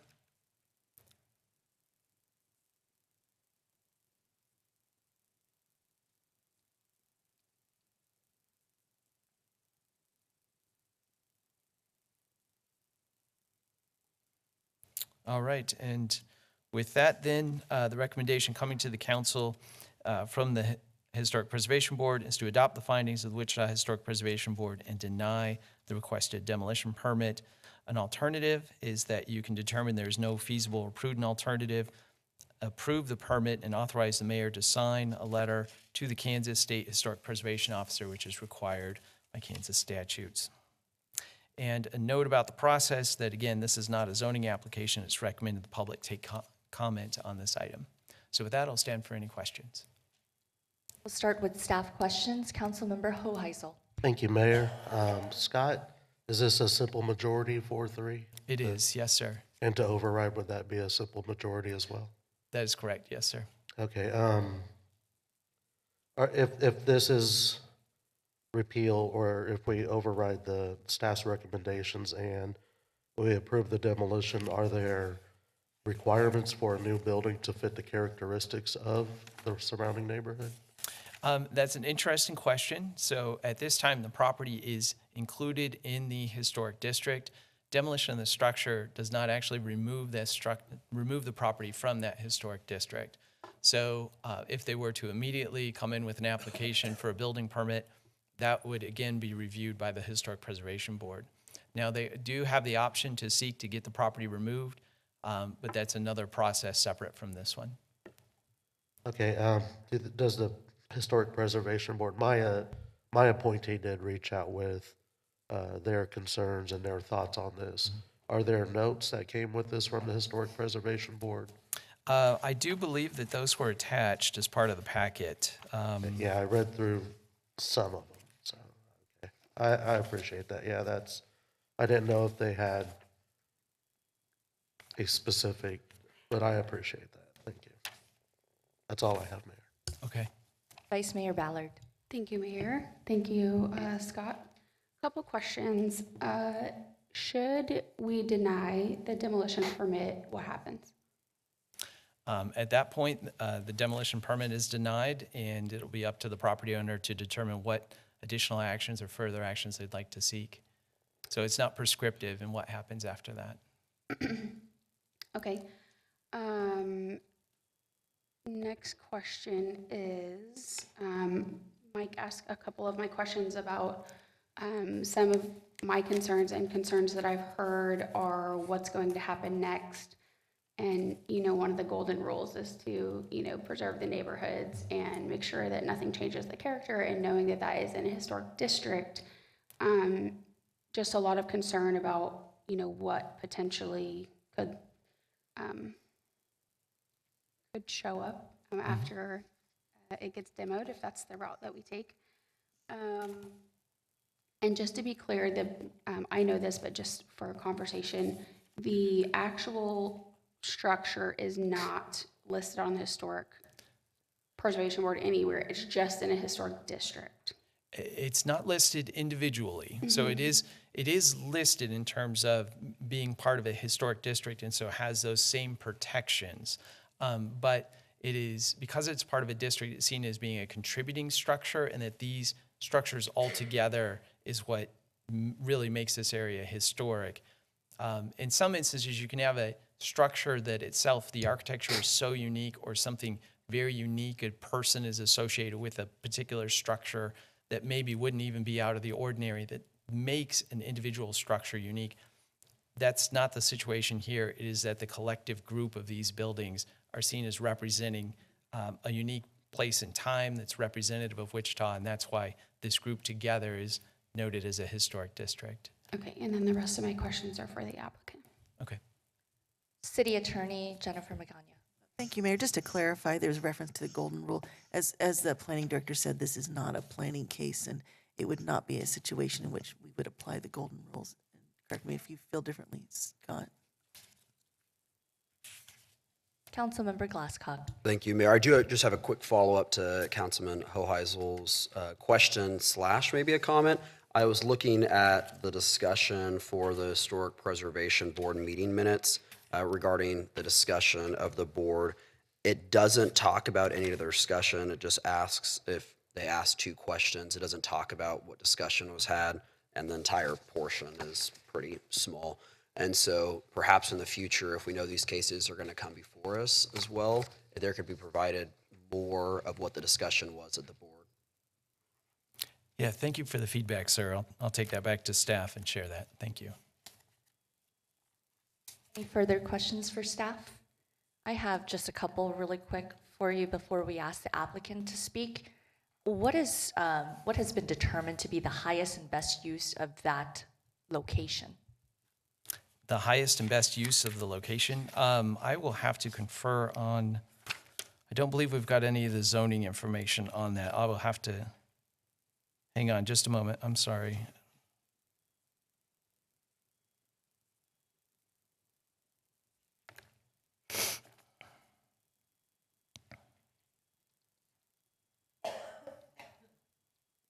I'll have to, okay, the property to the north, well, it talks about the property to the north and surrounding it. It's currently zoned B multifamily. So at this point, it would be for apartments, multifamily residential. The intention of the applicant? I do not know. I'll defer to them on that. Another question I had was, what is the city's financial obligation regarding this specific property? To my knowledge, it's none. Thank you very much. Sure. I see no further questions for staff. We will now ask the applicant to please come forward. Morning, City Council. Stratton Lang, General Manager of Equiset and affiliate of the Lang Companies, and the applicant here in this situation. I certainly respect the Wichita Historic Preservation Board and the work they do, and personally have worked with a developer here in the past on historic preservation buildings such as which houses the Kansas College of Osteopathic Medicine, and also Henry's Culinary School, and Niche, as that is branded here today. So certainly understand the preservation work of maintaining and the character of historic buildings, and just wanted to kind of bring that point across. But also in this specific scenario, I think we're in a whole lot of a different situation. Specific to this property here at 632 North Topeka, I think the primary concern from us as the owner and developer of this site is safety. So I think probably on a weekly or bi-weekly basis, we're probably having interactions with Wichita PD, who's been great throughout this process of our investment in this area to help us kind of deal with some safety concerns, both specific to this building and the district that we're attempting to create here. I think the second piece is, which we already addressed, I believe, with the PEC report, speaking to a little bit of the structural deficiency of the building as it sits here today, and then the feasibility to effectively renovate and change the character of this building in a cost-effective manner. I think that's a very big restraint in this situation and something that needs to be considered. I think it's also been a little bit addressed as far as what potential uses of this site could be. We acquired this property back in the end of 2023, I believe, as part of a assemblage there that was part of the seller's properties included the CDK Windows building there that used to also be the Wonder Bread facility. So that is just a little bit of the back history of when we acquired this and the process we've taken to really kind of make sure that we go through this process the right way and do it in an appropriate manner. I think to the point of some potential uses of this site, we're still at early stages, but we see multifamily, both affordable workplace housing and even market rate rent type housing being applicable uses in this specific area.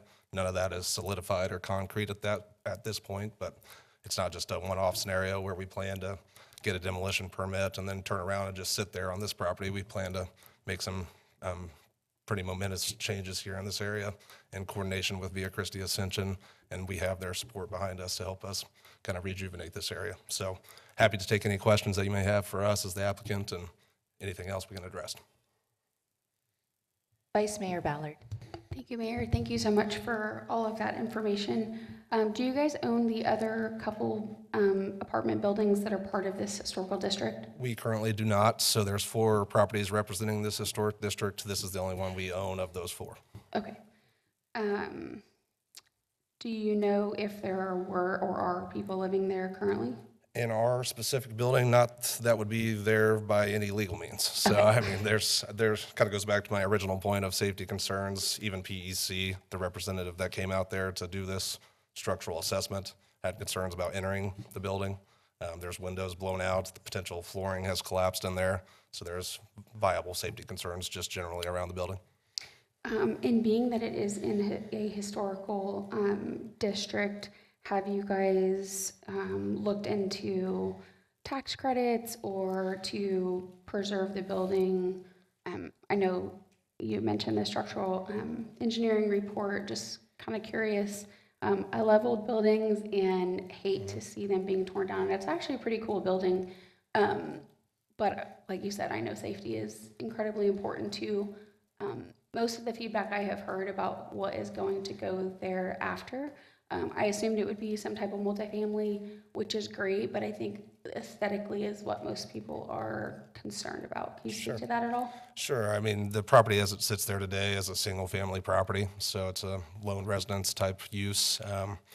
We potentially view this, it's not a scenario where we're kicking out an occupant by any means or removing or evicting a tenant, so it just sits there as it is today. We've typically looked at some grants or credits or tax credit incentives to look at any sort of viability to renovate the building. I wouldn't say that's been successful by any means to show anything that would be feasible or prudent to renovate that specific building as it sits there today. I think we just do have higher and better uses for what could come of that site to transition that from single family to potential multifamily type use. So obviously the quirkiness of the neighborhoods and things are what are important to me, and I know we can't talk about golden rules, but I would be remiss to not at least mention if that is the concern about, are we going to get some chicken coop looking apartments there? Or, I mean, there are some legitimate concerns. I love that you're interested in this area while some people are running the other way. I appreciate that you guys are willing to make an investment in the core, which is wonderful, and housing. I mean, we talk about that all day, every day. And I know that you don't have like the renderings and all of that.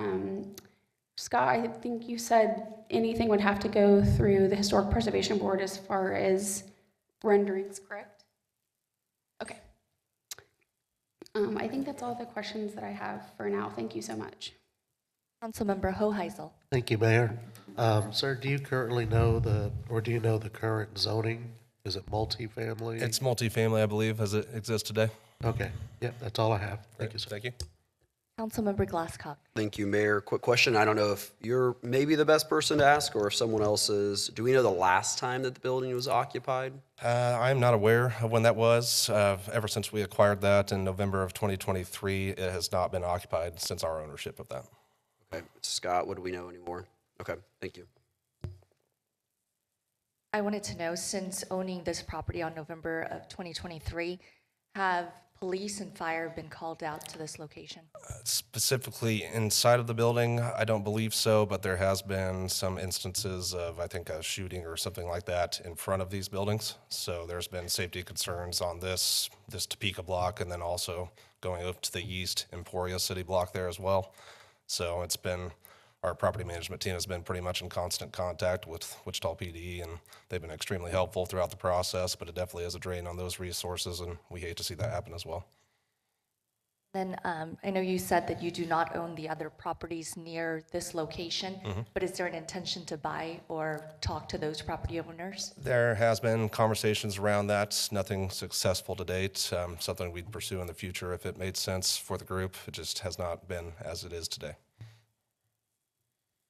Councilmember Glasscock. Sorry, one final question again. Not sure if you can answer this or two. Regarding the other 3 parcels, do you know if they have occupancy currently? I believe 2 of the other 3 do, and the 3rd might. I'm not quite sure on that property, but I know for sure that 2 of them do. Thank you. And again, I'll just ask to reiterate your first comment regarding the intention for the future use of this property. This is, again, zone multifamily, so Correct. Can you again talk about the intention? Yes, we've probably had 4 to 5 different interested parties that are within that specific use of multifamily. And to the previous comment of, we definitely don't want to do anything that's a cookie cutter type apartment type development project there. So we're going through the vetting phase of what that could potentially look like. And by no means are we committed to anything specific to that, but that is kind of the primary use we're vetting out there. I see no further questions for the applicant. Thank you very much. Yes, thank you. Do we, City Attorney Magana, do we ask the Historic Preservation Board or no? No, the hearing is just these 2 parties, and then it's open for public comment. Very good. Thank you. So we've heard from staff and the applicant, and there are no further questions from the bench. So we will now open it up for public comment. I see none. I'll bring it back to the bench. And this does reside in Vice Mayor Ballard's district.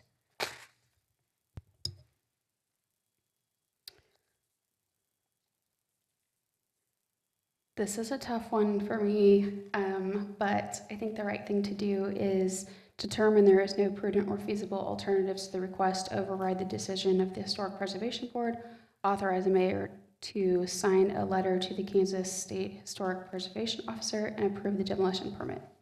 Second. Motion and a second. Any further discussion? I see none. Madam Clerk, please open the roll. Motion passes 6-0. Madam Clerk, please call the next item. 2025 State Legislative Joint Agenda.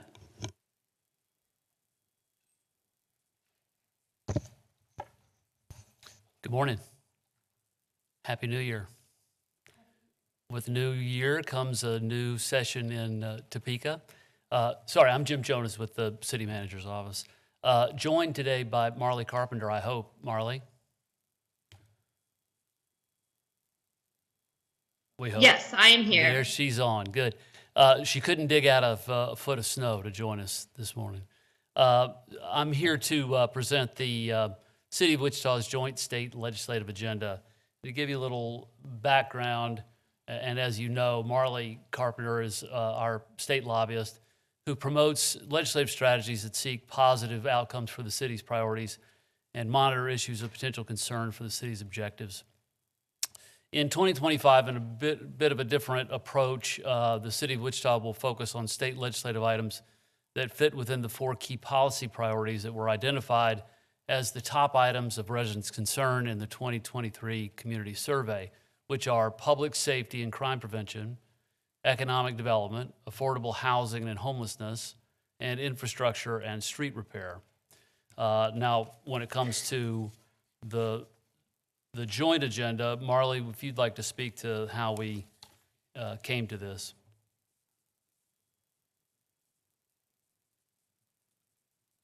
I apologize, I was muted.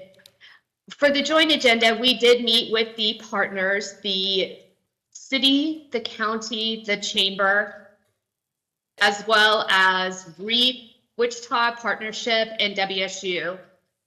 We wanted to talk with like-minded South Central Kansas leaders to leverage collective strengths and voice in the legislature. Looking at economic development, there are several items: support education, childcare, and workforce development policies that spur job creation and talent recruitment and retention in South Central Kansas. Support policies that enhance economic expansion to boost economy, catalyze local and regional economic development and job opportunities, and enhance the quality of life for everyone in South Central Kansas. Under housing, support the adoption of solutions, resources, and policies that recognize homelessness as a growing statewide issue. Support policies and tax credit options that encourage the development of housing options for all South Central residents, including investment in housing affordability in urban settings. And then finally, under infrastructure, support water policies that promote responsible stewardship, conservation, contamination solutions, and an abundant and healthy water supply, and support feasible passenger rail in the proportional Ike transportation program funding that benefits South Central Kansas. And with that, I'll turn it back over to Jim. Thanks, Marley. Staff recommends that the council approve the joint legislative agenda, and we'll stand for questions. Thank you, Jim. Questions for staff, beginning with Councilmember Hoheisel. Thank you, Mayor. Thanks, Jim and Marley, for the presentation and your work trying to get this thing corralled here. This is a parse down from past years, other items that we've had on here. So I'm wondering what the process is, if there are some things that are maybe finer points that we'd like to add, not necessarily to the legislative agenda, but what's the process for reaching out to the state delegation, the state legislators for things like, we were talking the film tax credits, that falls under economic development. That's one of the big ones. Also, there's some concerns from the Access Advisory about some issues with the state and how they recognize certain disabled people and whatnot. So how do we get those finer points discussed with the legislators? Is that solely just going to be on us to talk with them on one-on-one, or? Well, Marley can certainly arrange for direct meetings with folks as needed. But if you have a concern that should rise to the level of getting Marley and company focused on, we certainly want to hear that feedback and understand what the process is. And then we'll make sure that council is aligned before we would do something as council. If you want to speak to an item, if you want to go to Topeka and urge passage of something on your own behalf, that's certainly on you. Right, yeah, I have a actually a committee meeting later today if we get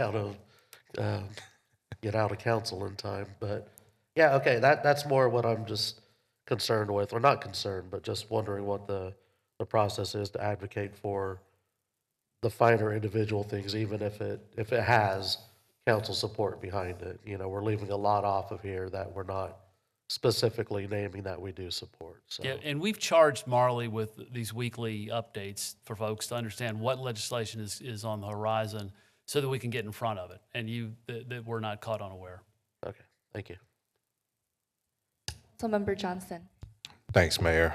Much like Councilmember Hoheisel, not asking to add to the agenda, but if we wanted to look at an item that could go, I guess, to a joint agenda with all bodies, because I think the filmmaker tax credit is a good move. I know some local filmmakers who have some films that are on Tubi right now, and I think this could be a real boost for our state, and not only the state, but also Wichita. So would it be encouragement for them to go to those other groups as well? And if they adopt it, then we could adopt it later? Yes, absolutely. And again, Marley will be meeting with us on a weekly basis so we can hear that feedback. She can be the conduit to those other organizations as well on specific items that we want to raise with them. And if there is a unanimity among the different groups, we can pull that forward. Okay, thank you. Thank you, Jim. I see no further questions for staff. We will now open it up for public comment. I see none. I'll bring it back to the bench. Councilmember Johnson. Thanks, Mayor. I don't want to expand the agenda. I just wanted to say that I definitely support this. Councilmember Tuttle. Thank you. I will also be supportive. I just also wanted to just give a shout out and some appreciation for childcare being included. And I love the fact that it's under economic development, exactly where it should be. And we actually have a childcare legislative agenda task force that's been meeting, and we'll continue to provide council with updates of things that we think might be important to pursue as the legislative session occurs. But thank you to Jim and his team and to Marley for being our eyes when we can't be there, but we'll see you in Topeka soon. Councilmember Glasscock. I do want to thank everybody that prepared this. There are very few times that I think you can probably get the full support of the city, the county, the chamber, the partnership, university, and REAP on the page to support similar issues. So I think that's a win for the community. I think when South Central Kansas is pushing together, we can have more of an impact in the state. So I'm very appreciative of the work done for this. Again, this is about priorities and focusing the efforts of multiple different bodies, including this council, and I'm very appreciative that it looks like we have the support of the entire council on economic development, housing, and infrastructure. And again, if any council members want to advocate for anything specifically, they are always welcome to go to Topeka or talk with Jim as well as Marley. So with that, I will move to approve the 2025 joint legislative agenda. Second. Motion and a second. Any further discussion? I see none. Madam Clerk, please open the roll. Motion passes 6-0. Madam Clerk, please call the next item. Wichita Public Library Managed Call Center.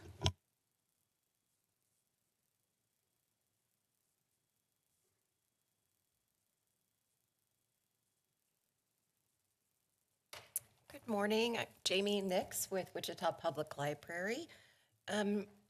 We have a really interesting problem ahead, which is the investments for our branch libraries we're anticipating will be growing business. And so our leadership team really needed to get creative regarding how we might be able to do this in the most fiscally responsible, modern, and high-quality manner. So with our strategic direction, it is asking us to emphasize gaining staff capacity so that we can ensure quality, strong, supportive literacy programs, connections with non-users, and cultivating strategic partnerships in order to achieve all that a library can for a community. In study, 80% of our incoming phone calls are pretty routine. Are you open? oh my gosh, the day that there were solar eclipse glasses available, calls nonstop on availability. A lot of the calls, though, are things that we can easily train others to do. And so in conversation with our library board, they shared with us like critical elements that any change to this framework would have, which is that somebody on the other side of the phone is a person, and it's as though they're talking with any of our kind library staff. Didn't know what existed out in the world of vendors, but we did an assessment. Again, looked at our data, how we're being used, how phones are being used. Reference questions are easily answered by Google these days, so that whole nature of our service and business has changed. We did an RFP. We interviewed we did an RFP twice. The first, we got a lot of AI generated and technological vendors, which doesn't meet the criteria that our board set. So we're looking at Unique Management Center, who we are currently working with for returns of materials, our collection agency. They have trained librarians who understand our computer systems, our policies. We would do an implementation to make sure that that's a seamless process. The service is a one-time implementation of $7,500. We're charged per minute. If things are complex, they'll route calls to us. We need to do shelf checks. A lot of things do have to be done on a local basis, but we'll have a workflow to be able to do that. The minimum amount we would pay is $6,000 per month. Our data, we're hoping in the first year we'll see that what our data shows, we have all this call forwarding, and our IT phone data is really hard to get the specifics. So based on this, we're expected not to exceed $159,495, but I think it'll be less than that in total. And the contract has been reviewed by law. So our recommendation is that council approves the contract and authorizes necessary signatures so we can begin implementation. Any questions? Questions for staff, beginning with Councilmember Tuttle. Thank you. Great job. As always, you were just such an exceptional 21st century leader for our city. So thank you. You know I'm a huge fan. And literacy is something that we both share a passion for. I did have a question on slide 62, and if it's in here somewhere, I missed it. And I just heard you make the comment that you don't think it would exceed that. But let's say that, it's wildly successful and, whatever. And what if it went up to like 162,000 or, 175,000? Because we have this as the limit today. Is there a backup plan just in case we would potentially go over this limit? I know it's a pilot year, so we're just kind of, we're throwing stuff on the wall and seeing what's going to stick, but just curious. I think we'll be really watching quite carefully all of the statistics, performance, the number of calls, what the budget looks like on a monthly basis, and making some adjustments as we need to. So I know that we'll be able to stay within this authorized amount. Exact right answer. Thank you, Jamie. Jamie, I just had a couple questions. Number one, do you happen to know the number of staff members that you're allotted each of the years, whether it's 2025, 24, and 23? The total FTE for the library, I believe we're at 144 and a half FTE. And is that more or less than last year? It's 3 positions more. We shifted contracted security into the library's budget to be able to improve our safety and security and overall experience across our branches. And then last question is really regarding the 211 number that I mentioned earlier. I know that that's the resource for connecting individuals to our safety net here in our community. Is that something that even this call center can refer people to, and why they would be sent to 211? Yeah, I think the duration of implementation of 6 to 8 weeks or 8 to 10 weeks that's identified, it's really to get into those nuances of what we do as a library as it relates to direct immediate service, referral service, knowing who's in our community and where to refer to. Thank you, Jamie. I see no further questions for staff. We will now open it up for public comment. I see none. I'll bring it back to the bench. And We have Councilmember Glasscock. Mayor, with a motion to approve the contract with Unique Management Services and authorize the necessary payments begin implementation of the managed call center services. Second. Motion and a second. Any further discussion? I see none. Madam Clerk, please open the roll. Motion passes 6-0. Madam Clerk, please call the next item. Wichita Library Foundation Funding Agreement.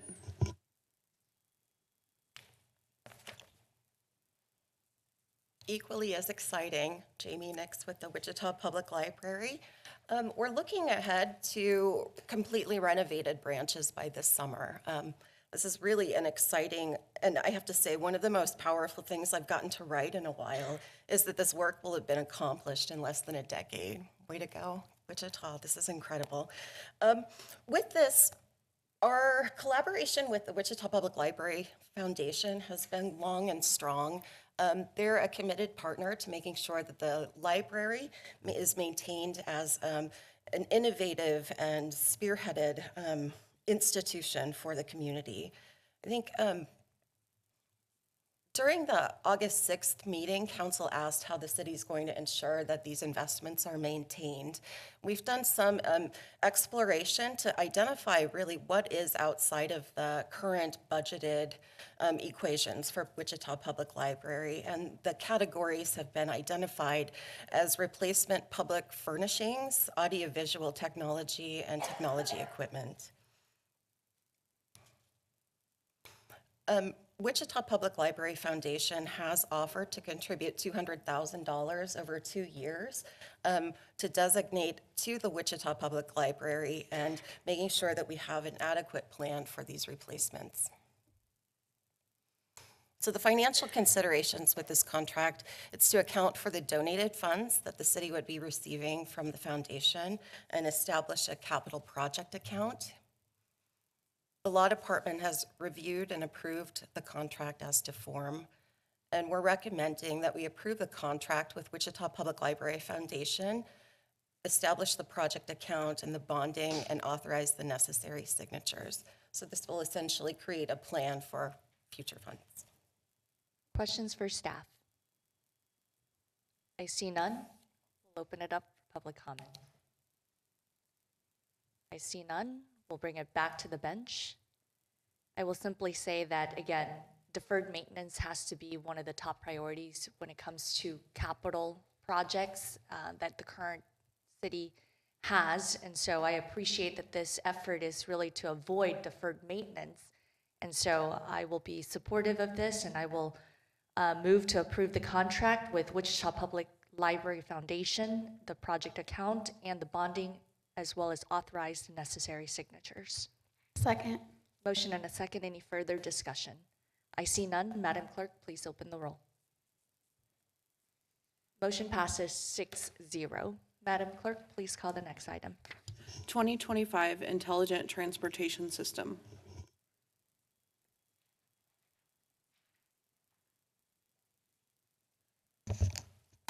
Paul Gunselman, Public Works and Utilities. For the record, this morning before you is a 2025 Intelligent Transportation System. The capital improvement program includes biennial funding for optimization of traffic signals as part of an overall intelligent transportation ITS program. Improvements are aimed at increasing vehicular and pedestrian mobility and safety in critical areas and corridors within the city. An optimized signal network allows for coordinated and efficient progression of vehicles, as well as the ability to remotely monitor and troubleshoot malfunctions, which eases the strain on maintenance staff and allows for more prompt diagnosis of issues. The 2025 ITS funding will be used for design and construction costs for various ITS projects, including Greenwich Vehicle to Infrastructure pilot program that we are working with Kansas Department of Transportation on, as well as East 21st Street ITS and West 21st Street ITS, and that would be to install fiber along those corridors, conduit and fiber along those corridors to coordinate the traffic signals and allow for maintenance staff to troubleshoot remotely. The remaining funds in the budget will be used for additional ITS improvements and other locations as funding allows. The adopted 2025 through 2034 capital improvement program includes $2.2 million in 2025 for ITS, which is funded by local sales tax.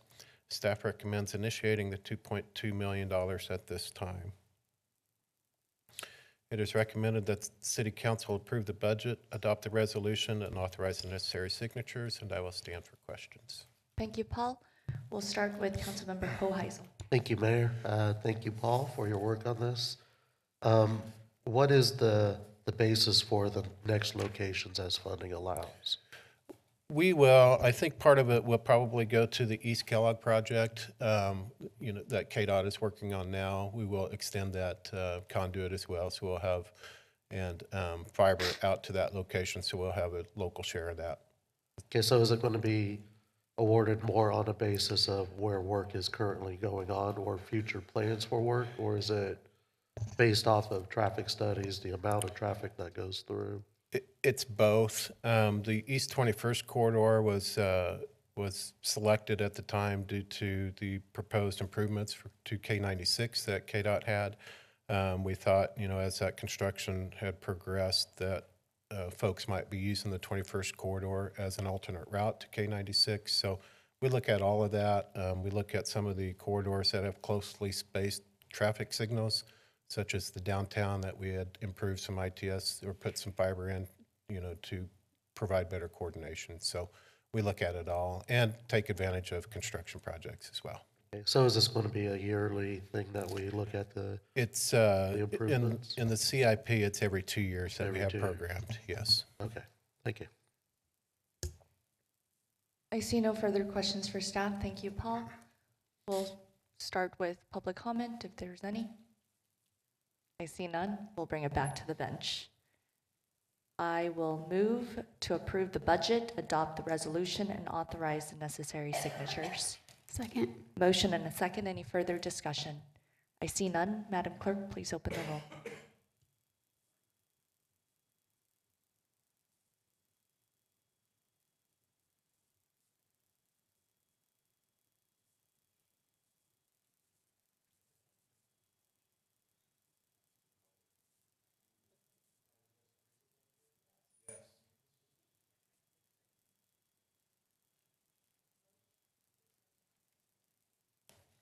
Motion passes. Who's missing? 5, 6. It's 6-0 now. Okay. Madam Clerk, please call the next item. Supplemental Agreement Number 3 with Iteris and funding for 2025 traffic improvements and signalization program. Thank you, Paul Gunzelman, again for the record. Supplemental Agreement Number 3 with Iteris and funding for 2025 traffic signal and traffic improvements and signalization program. On June 21st, 2016, the City Council approved a contract with Iteris for evaluating and programming new traffic signal timings. In July of 2020, the City Council approved Supplemental Agreement Number 1 with Iteris for design of signal optimizations along Douglas from McLean to Hydraulic. And in March 2022, the City Council approved Supplemental Agreement Number 2 with Iteris for updating downtown signal timings on corridors that had previously changed from one-way to two-way, including St. Francis, Emporia, and Williams Street. The adopted 2025 through 2034 capital improvement program includes an ongoing project for traffic safety improvements and to signalize intersections that meet traffic signal warrants. The conversion of Main, Market, Topeka, and Emporia and English from one-way to two-way will require new traffic signal timings and programming in the traffic signal controllers. Additionally, the Kellogg and Rock Road intersection is one of the most congested intersections in the city. Traffic volumes exceed current operational capacity. Modifications to the intersection will improve signal timings to reduce congestion. Supplemental Design Agreement Number 3 with Iteris will design and implement the new signal timings for downtown two-way conversions and improvements at the Kellogg and Rock intersection. I wanted to talk about the Kellogg and Rock intersection just for a few minutes. There are approximately 12 lanes of traffic on Rock Road, and that a pedestrian would have to cross east to west. And in order for them to do that, we have to provide adequate time for them to do that, which extends the traffic signal cycle length, thus not making it as efficient as it could be. In comparison, again, the picture on the left is the intersection of Kellogg and Rock Road showing the median. The picture on the right is at Kellogg and Webb Road, where we have additional push buttons and pedestrian traffic signal indications in the median. This allows for staff to provide a shorter walk timing for pedestrians so that they can cross half of the road at a time, which allows for shorter cycle lengths and will improve the efficiency of the intersection at Kellogg and Rock Road.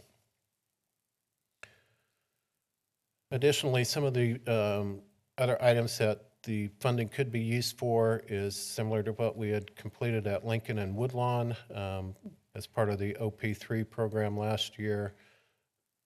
Lincoln Street had maintenance on it and converted it from a 4-lane roadway to a 3-lane roadway, which then we had made traffic signal improvements at Kellogg and Woodlawn, or Lincoln and Woodlawn, modifying the traffic signals to provide a protected left turn, since we had a dedicated left turn lane.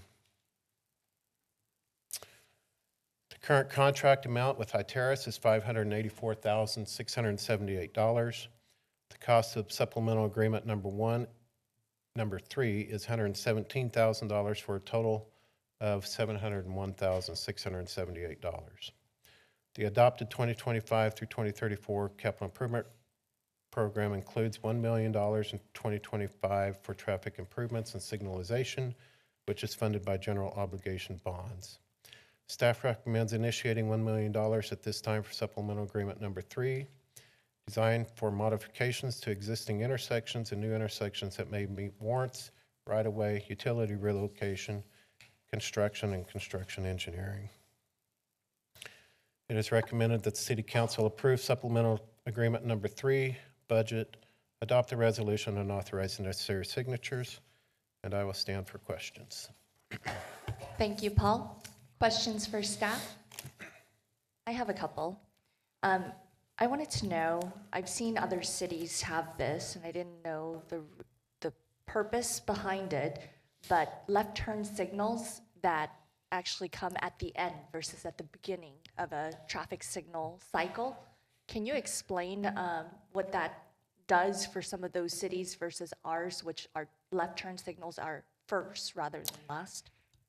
That is, it's based on how many left turn vehicles are at the intersection and how we can progress traffic through a corridor. I believe on West Maple, I think when we had coordinated those traffic signals, I think there might be a lag left instead of at the lead, as you mentioned, that we typically have.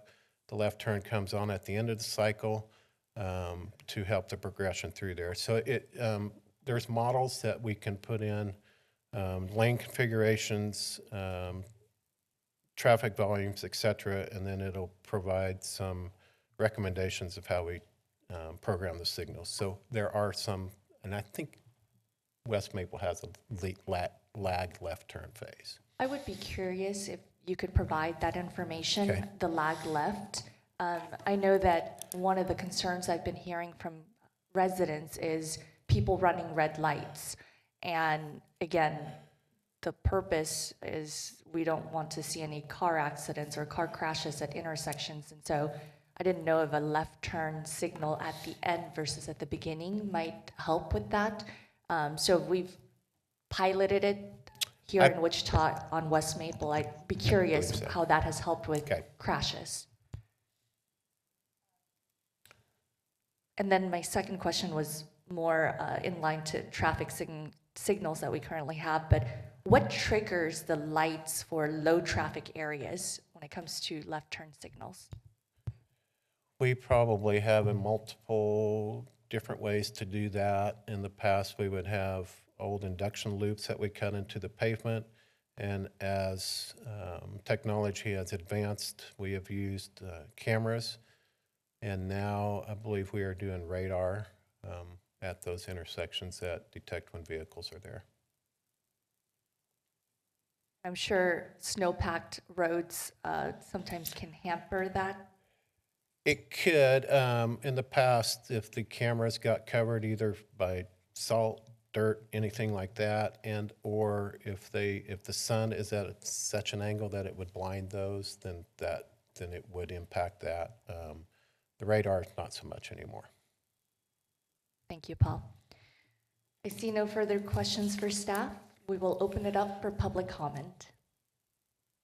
I see none. Bring it back to the bench. I move to approve the supplemental agreement number 3, budget, adopt the resolution, and authorize the necessary signatures. Motion and a second. Any further discussion? I see none. Madam Clerk, please open the roll. Motion passes 6-0. Madam Clerk, please call the next item. Supplemental Design Agreement number 3 and donation for Crystal Prairie Lake Park Phase 1.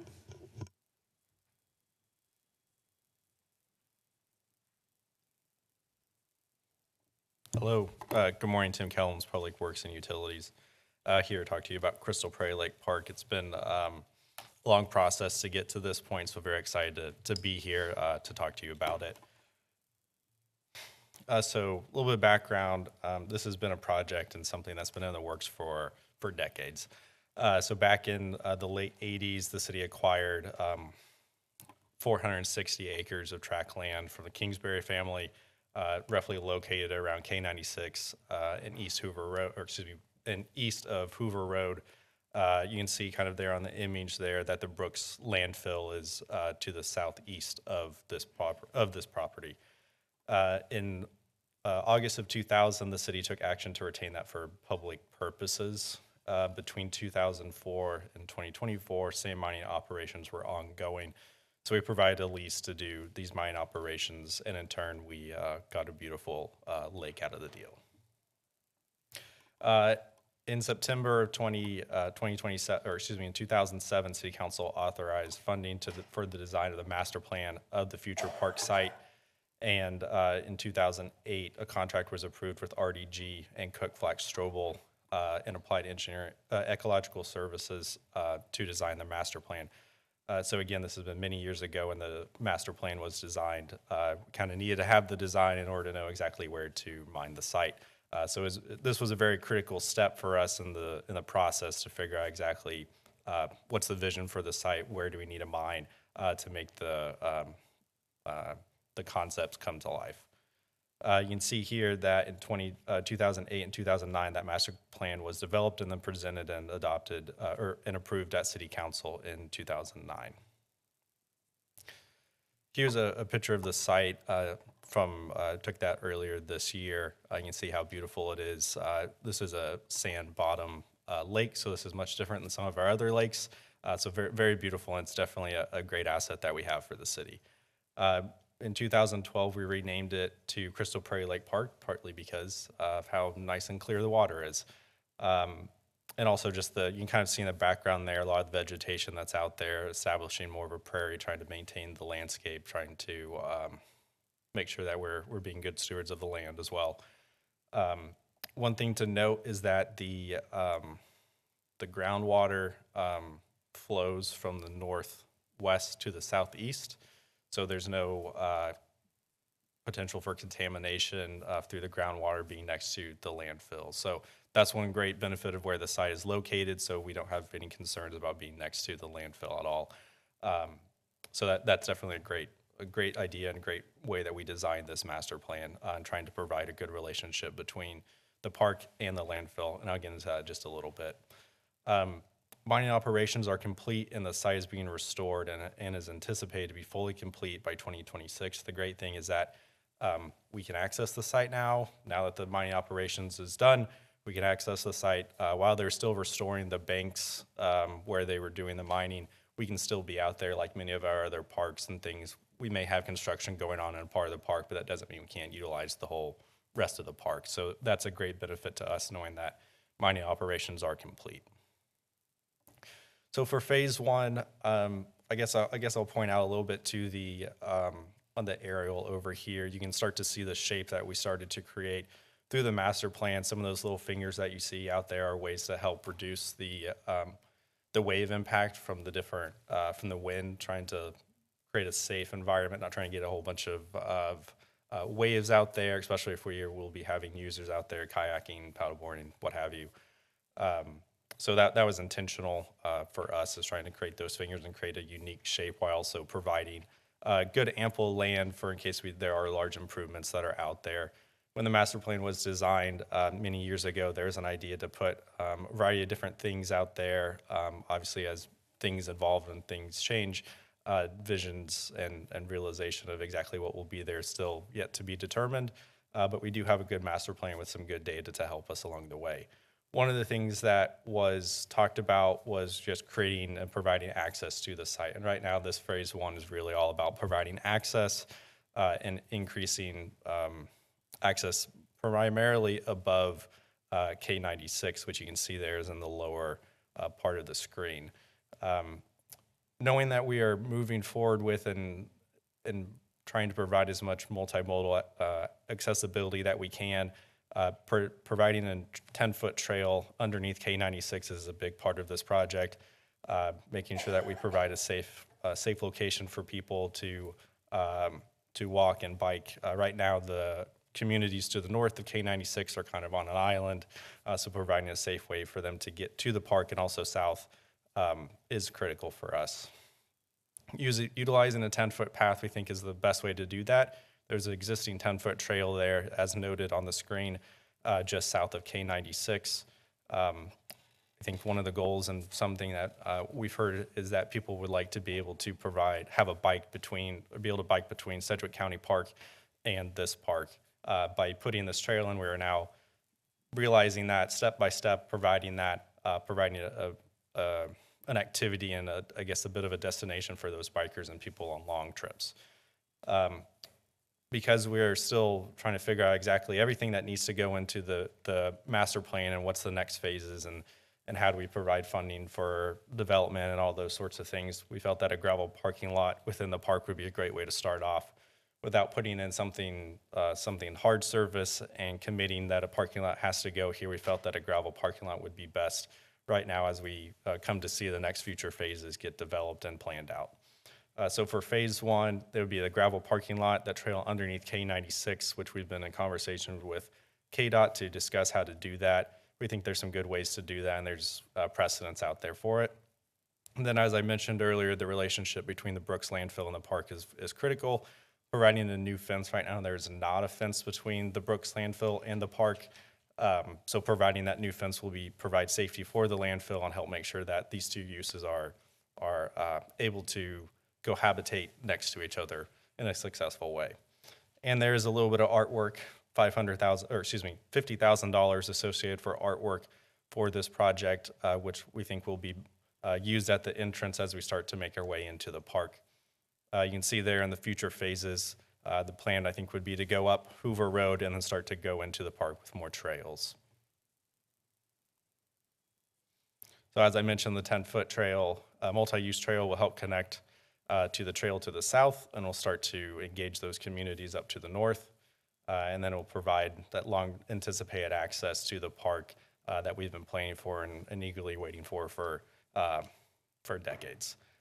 Supplemental design agreement number 3 has been prepared with RDG. As I mentioned earlier, they've been working on the project for, I guess, about 16 years or so. Luckily, there's a few people still at RDG and their subconsultant, CFS, that have been with the project from the very get-go.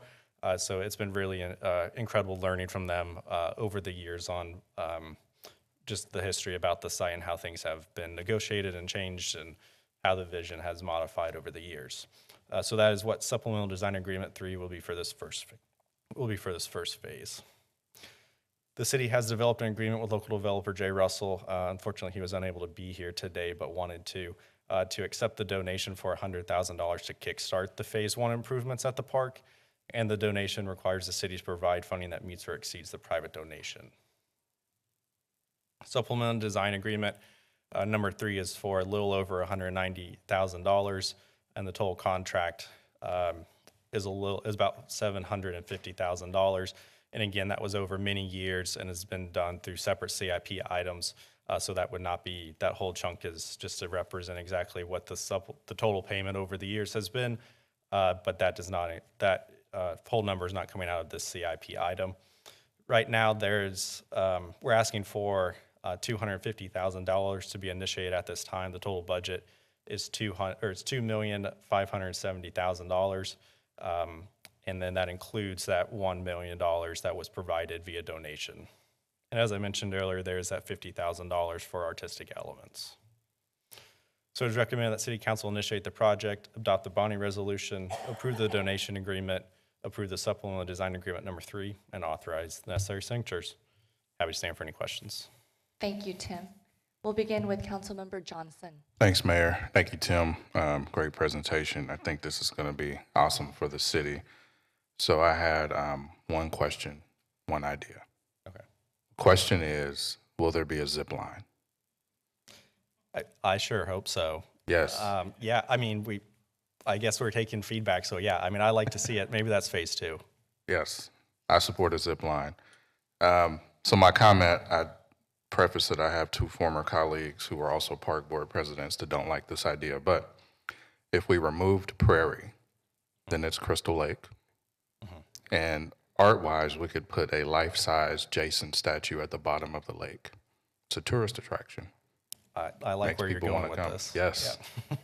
We may hear feedback from those 2, but I like the idea. Johnson, you need to explain that reference. Are Friday we the serious? 13th. Councilmember Glasscock, really? That's grounds for removal right there, I think. Councilmember Hoheisel. Thank you, Mayor. Yeah, there is actually one, I think, up north. They have a statue of Jason trapped by chains under there, and scuba divers go down there, so it is a tourist attraction.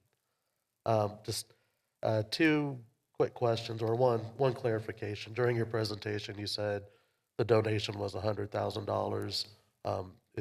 It's $1 million. Okay. Sorry, I misspoke. Yeah, it's $1 million. Yeah. Wanted to clarify that for people online. Second is, is this identified as kind of our biped plan? Is this included in that? I see Alan here, and yeah, they're notifying me, yes, shaking their heads, yes, that this is part of the bike plan. So I appreciate that. So thank you. Thank you. I just had one question, Tim. Wanted to know, actually 2 questions. Number 1, have we taken into account the maintenance of this trail? So this will now connect, if approved, it would connect Sedgwick County Zoo's trail all the way to Crystal Prairie Lake. Have we talked about the maintenance of this trail? Yes, I think we are working through discussions with between Public Works and Parks to figure out exactly trail maintenance and things along those lines. We do have a large number of trails throughout our system, so that is in discussion and being considered and thought about. I would just want that to be top of mind, since this would be the creation of something new. So the maintenance of it should really be taken into account. And I see that the $1 million donation would be contingent upon the city either matching or exceeding. So does that mean the city is putting in $1.57 million? Yes, that's correct. And the question that Councilmember Hoheisel mentioned was that the Bicycle and Pedestrian Advisory Board was consulted regarding this?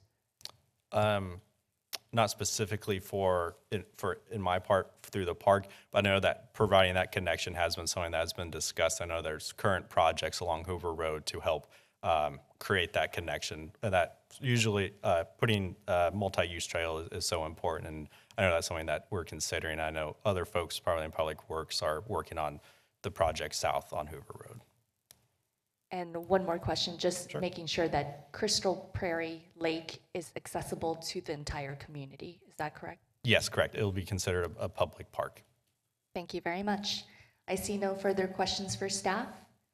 We will now open it up for public comment. I see none. We'll bring it back to the bench. This resides in Vice Mayor Ballard's district. Thank you, Mayor. I'm very excited that we have finally gotten to this point. Have had many meetings and conversations with people adjacent to this lake that are very excited that we are getting something started. So with that, I will take the recommended action to initiate the project, adopt the bonding resolution, approve the donation agreement, approve supplemental design agreement number 3, and authorize the necessary signatures. Second. Motion and a second. Any further discussion? I see none. Madam Clerk, please open the roll. Motion passes 6-0. Madam Clerk, please call the next item. Funding agreement renewal with Sedgwick County for Housing First program.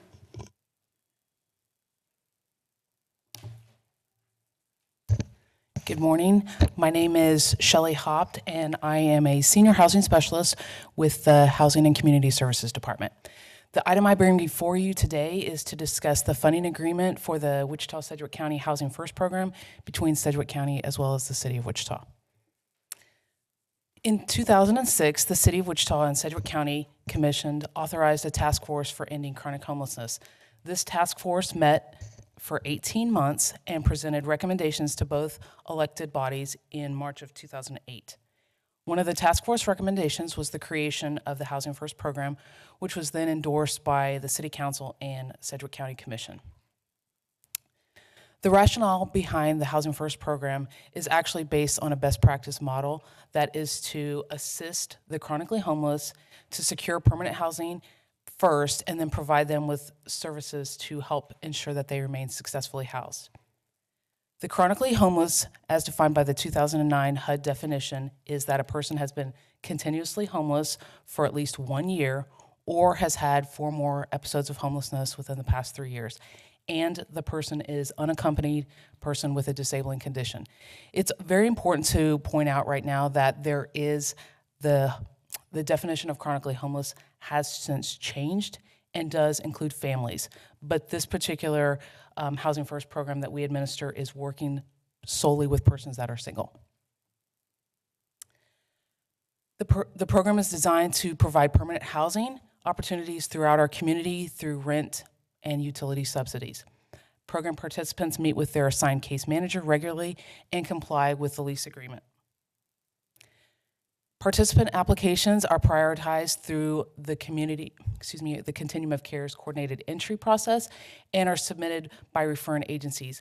Referring agencies include, but they are not limited to, the City of Wichita's Housing First Care Coordination Team, as well as our Project Hope teams, ComCare, Substance Abuse Center of Kansas, Humankind Ministries, United Way of the Plains, United Methodist Open Door, Wichita Children's Home, and Breakthrough Club.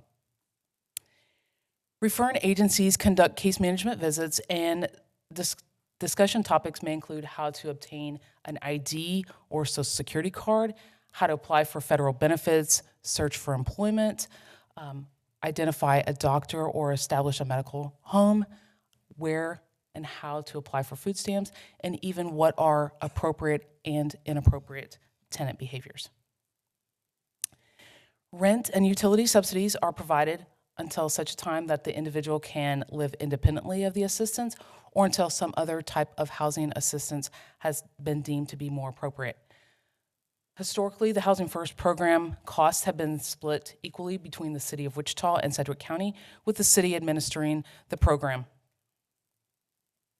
Since the program began in March of 2009, a total of 587 chronically homeless individuals have been placed into housing, and as of November 30th of 2024, 87 program participants were housed with this program. The length of time that one can remain in this program is not specified, but it's dependent upon their individual circumstances.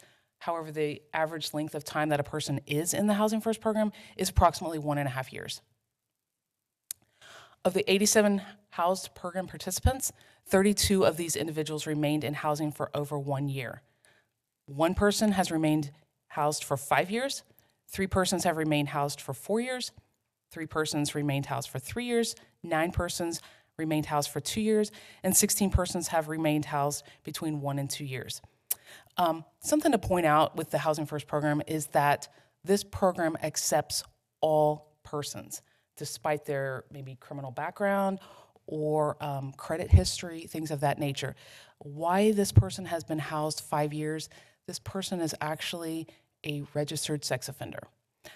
This person, because they are a registered lifetime sex offender, will never qualify for any other subsidized housing programs, such as one of the Housing Choice vouchers. So this person receives disability, so they are on a very fixed income. And with that fixed income, without the support of the housing program, they could not live independently. So while it seems like a long time for them to be in housing, this is a great thing that this person is able to maintain his housing with the assistance of this program. 32 participants in the Housing First program have what we call a dual enrollment status. That means that the individual continues to receive home visits as required by the Housing First program. However, their rent and utility subsidies are paid through the City of Wichita's Housing Choice Voucher program. 23 of those persons that are housed for 1 year or more are considered to be dually enrolled.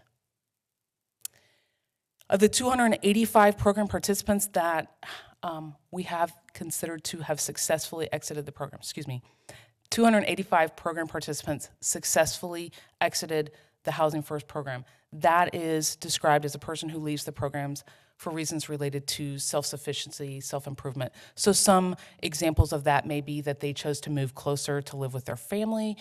Maybe they had an increase in income and could afford to do this on their own. We even have had a few people exit the program because they entered a treatment facility. And while that's certainly not ideal, we do feel that that is beneficial to them and their long-term stability.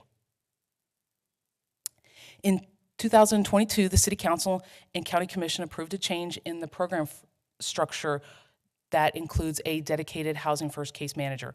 CompCare hired the case manager, who then began starting to work on March 28th of 2022. The Housing First case manager provides services to clients who don't necessarily receive services from partner agencies. One of the things that we noticed in doing this is that a lot of individuals, we are starting to see a lot more people who have physical disabilities. And a lot of agencies in the community do not provide case management services to address those kinds of needs, yet they still need housing. So that was a fill gap.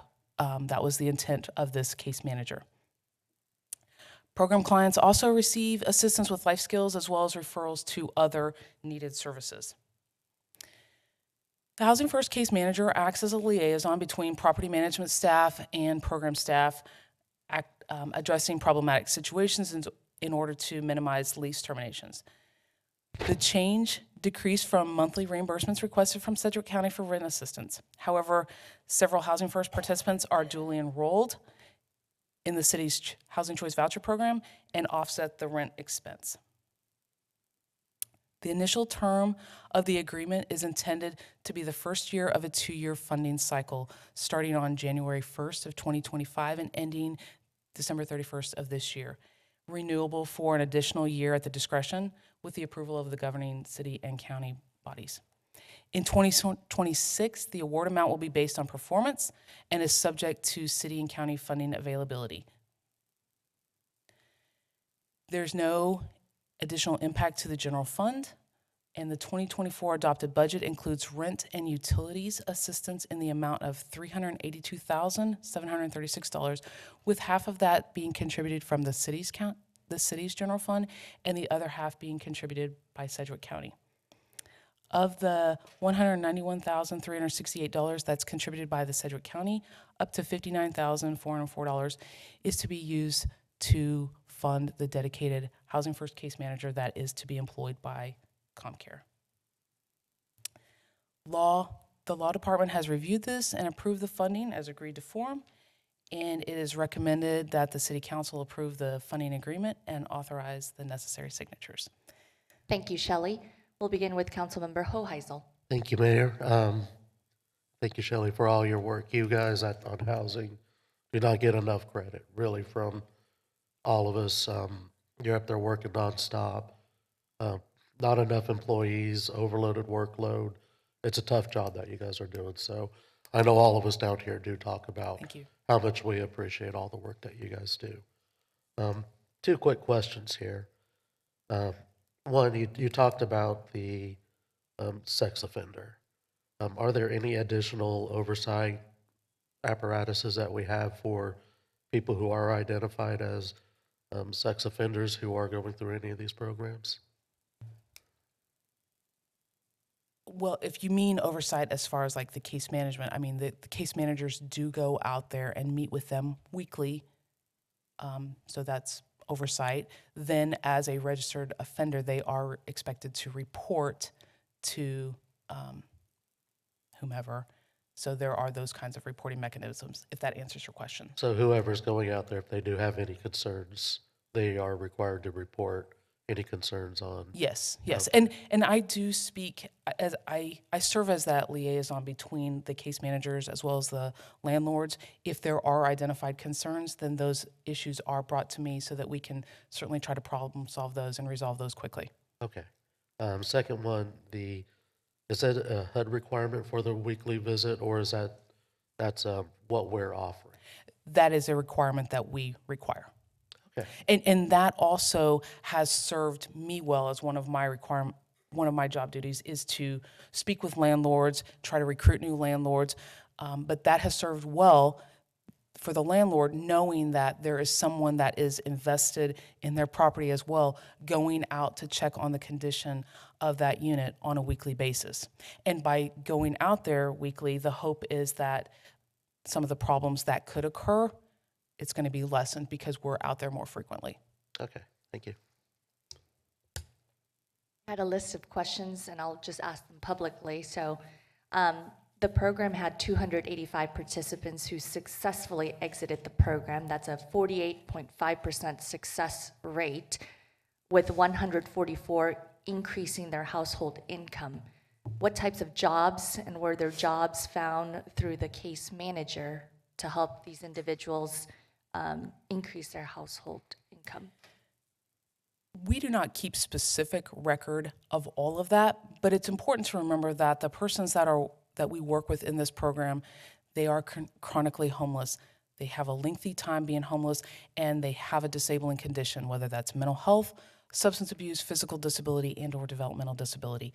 So oftentimes the jobs that they obtain are entry-level job. That's not to say that that's the only kind, but that is primarily the types of jobs that persons may obtain. We do work with other agencies such as the Workforce Center. We also work closely with Goodwill Industries. So runs the gamut as to what other entities that we are working with. And a lot of the case managers do that sort of work. They have oftentimes their own partners that they work closely with. So again, it's a multitude of different things. Of the 140 participants who were terminated from the program due to violations, can you share what types of violations? That too runs the gamut. Primarily, one of the main reasons for people to be terminated is lease violations, mostly because they are in violation of the terms of their lease for allowing unauthorized guests to sleep, stay, live in their home. Despite all of our efforts to warn people that if they don't stop this, they could lose their housing. Many times a homeless person, they're grateful for their housing and they want to help all of their friends and continue to allow people to come in. We try, but at the end of the day, it is a legal binding document and their name is the only name that is on that lease, and so that's a violation. I think a couple of other answers that were stated were failure to maintain the unit and causing a disturbance. Is that correct? Yes, that could be true. And failure to pay rent was not common since the participants are receiving rent assistance. That's correct. The city of Wichita pays those rents directly to the landlord. Now, there are some individuals that, because they have income, they are responsible for paying a portion of their housing costs, whether that's utilities or rent. So there may have been some times in which an individual who was required to pay a portion of their rent on their own because they have income, if they did not pay that, that again is their responsibility. And so that would be reason for a landlord to terminate them. Do you know on average what that monthly rent rate is, or approximately? I would say probably now about 600 to 650 for rent. And then you're looking at many of these units requiring tenants to pay utilities. And again, with persons in the program that do not have income, then we pay those utilities as well. And in our agenda packet, of the 24 people who died while housed, do you know what the causes of death were? That information is not typically given to me, but it is not because of foul play. I can say that, but most of the time it's just natural causes. And last question, can you tell us who's the dedicated case manager for this program, and how big of a caseload that individual has to take currently? The dedicated case manager, he is employed by ComCare. His name is A.D. Coleman, and he has about 15 persons on his caseload right now. Thank you very much. Councilmember Hoheisel. Thank you, Mayor. Just one question kind of popped up in mind here. You talk about the additional people living with the person who we had the case on. Is that a HUD requirement that they can't have additional people there, or is that a internal policy? It's a lease violation. So when a person signs the lease, the leasing agent, they will list all of the allowed occupants on the lease. So if there's other people that are taking residence there and their name's not on the lease, then that is actually a legal binding violation per the terms of the lease. Does that mean the landlord would have to file that, or is that something we identify ourselves? If the landlord chooses to pursue legal matters, then yes, they would have to file that motion. When we find this out that there's unauthorized guests, again, we do everything in our power, whether it's sending them a letter, asking the case managers to go out there and speak with them. We also have even had meetings with the case manager as well as myself and my county colleague to address this, dependent upon the severity of the situation. Okay, thank you. Mm-hmm. I see no further questions for staff. Thank you, Shelley. We will now open it up for public comment. I see none. I'll bring it back to the bench. Councilmember Johnson. Thanks, Mayor. Just want to piggyback on what Councilmember Hoheisel said. You all do a wonderful job in that department, and I know that this job can be full of highs and lows when everything's working out, and then sometimes when it doesn't, it's a low, but I just appreciate all you all's dedication to this and really helping people. It is a blessing for a lot of people. Would you like to motion to move this? I would be happy to. I move that the City Council approve the funding agreement and authorize the necessary signatures. Second. Motion and a second. Any further discussion? I see none. Madam Clerk, please open the roll. Motion passes 6-0. Madam Clerk, please call the next item. Public Housing Recovery Agreement.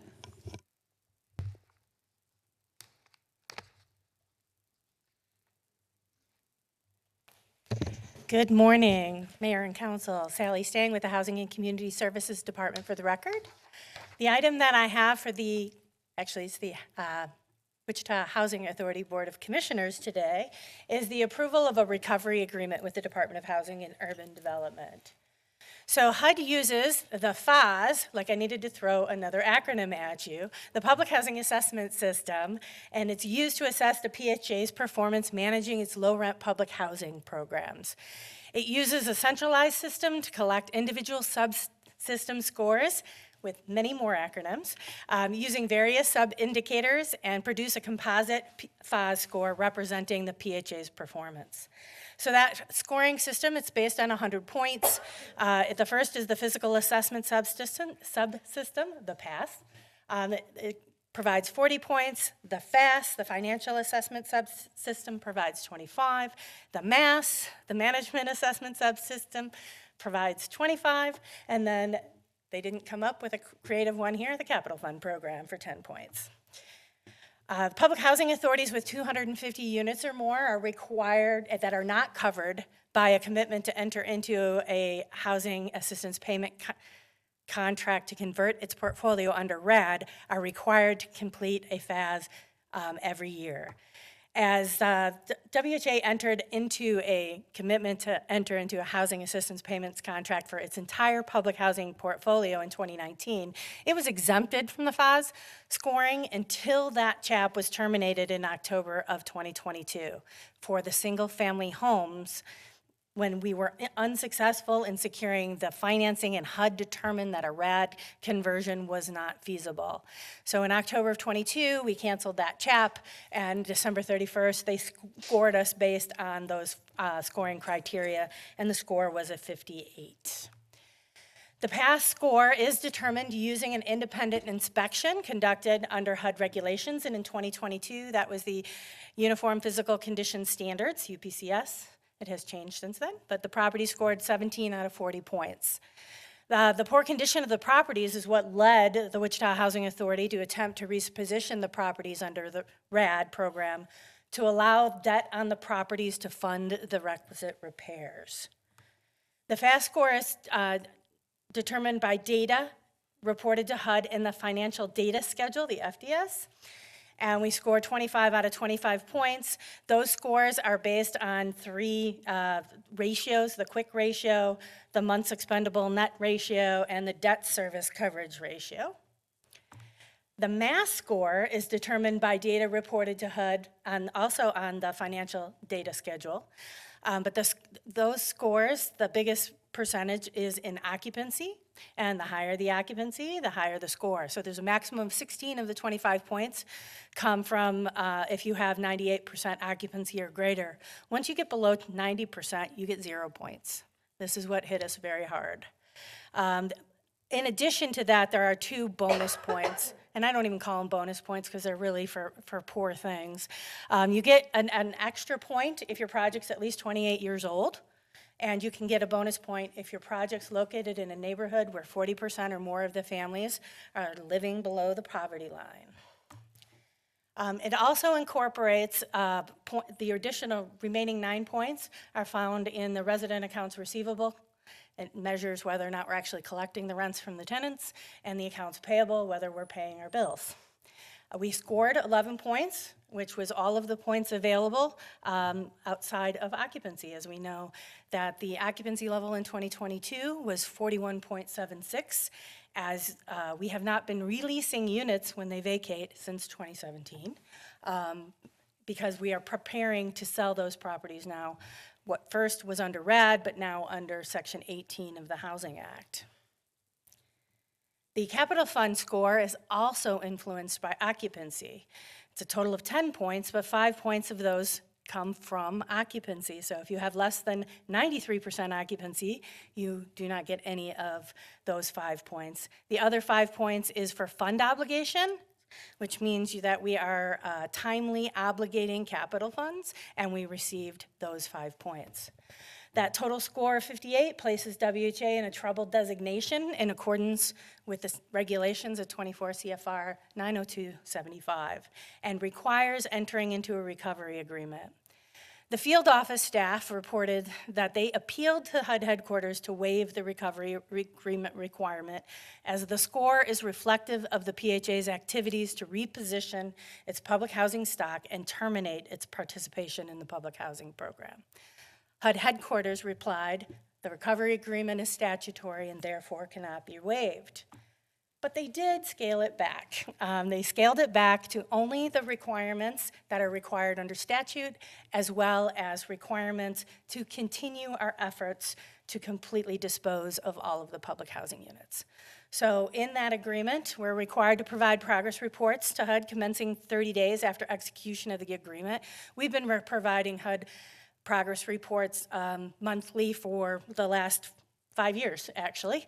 So that is not new. We also share data with them through SharePoint. We are updating every time there's a sale, every time there's an activity, they're able to see that information live. We need to improve our performance by 50% of the difference between the initial FAS assessment score and the score necessary to remove the troubled designation. Improve the performance to achieve at least 60% of the total points available by the next sequential fiscal year FAS assessment. provide a maintenance plan to ensure occupied units are maintained in accordance with the National Standard for Physical Inspection of Real Estate, INSPIRE, standards, and increase the pass score to at least 24 points. Within 9 months, submit a plan and timeline for submitting an approved application to HUD for disposition of the remaining public housing units. We've actually already done that. And within 24 months after HUD's approval of the application for disposition, establish a not-to-exceed deadline to submit an approvable financing plan for the replacement housing. So that's the housing we're going to build with the proceeds from the sale. That's the meat of the agreement. There is no impact to the general fund. The law department has reviewed the recovery agreement and approved it as to form.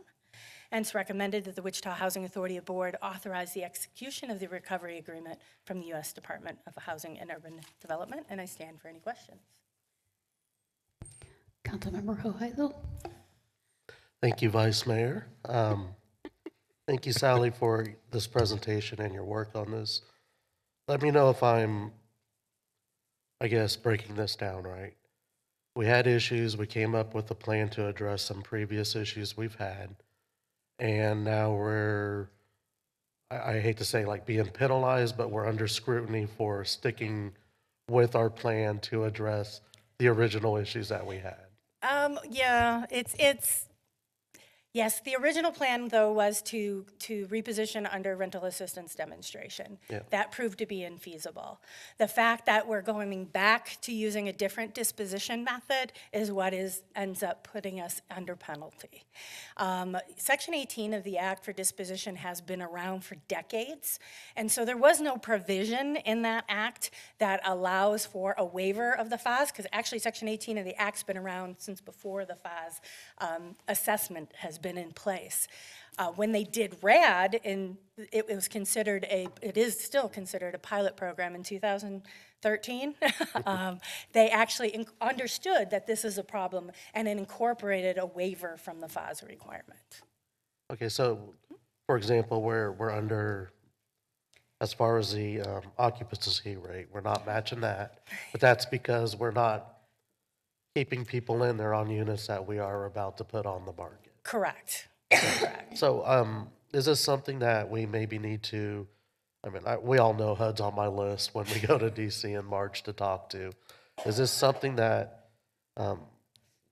we should put on that agenda as well, as far as at least expressing our concern and some frustrations with that getting dinged, even though we are going through the process to get to where we need to be? Right. Yes, it is frustrating. By the time we could get HUD to move on this, I'm hoping we're out of public housing, right? So at this point, and the field office really did advocate for a long time. As you see, this was the 2022 score, and they're just finally getting to us in 2025. Okay. Yeah, like I said, we have various frustrations with them, and when we do go up for our day on the Hill in March, I think it is, it's something, I mean, it can help with other municipalities as well going through this. I had a little angst on a couple of the requirements of increasing the score, knowing that really with the occupancy penalty, that's not really feasible. They did respond back in writing and said, so long as we're moving towards disposition, we will be in compliance. So I'm like, okay. All right, well, I appreciate that, thank you. I see no further questions for staff. Thank you, Sally. We will open it up for public comment. I see none. We'll bring it back to the bench.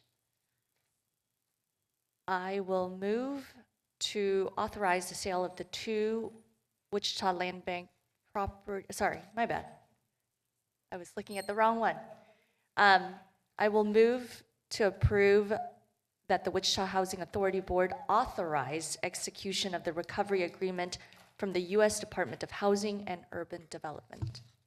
Second. Motion and a second. Any further discussion? I see none. Madam Clerk, please open the roll. Motion passes 6-0. Madam Clerk, please call the next item. Council member appointments and comments.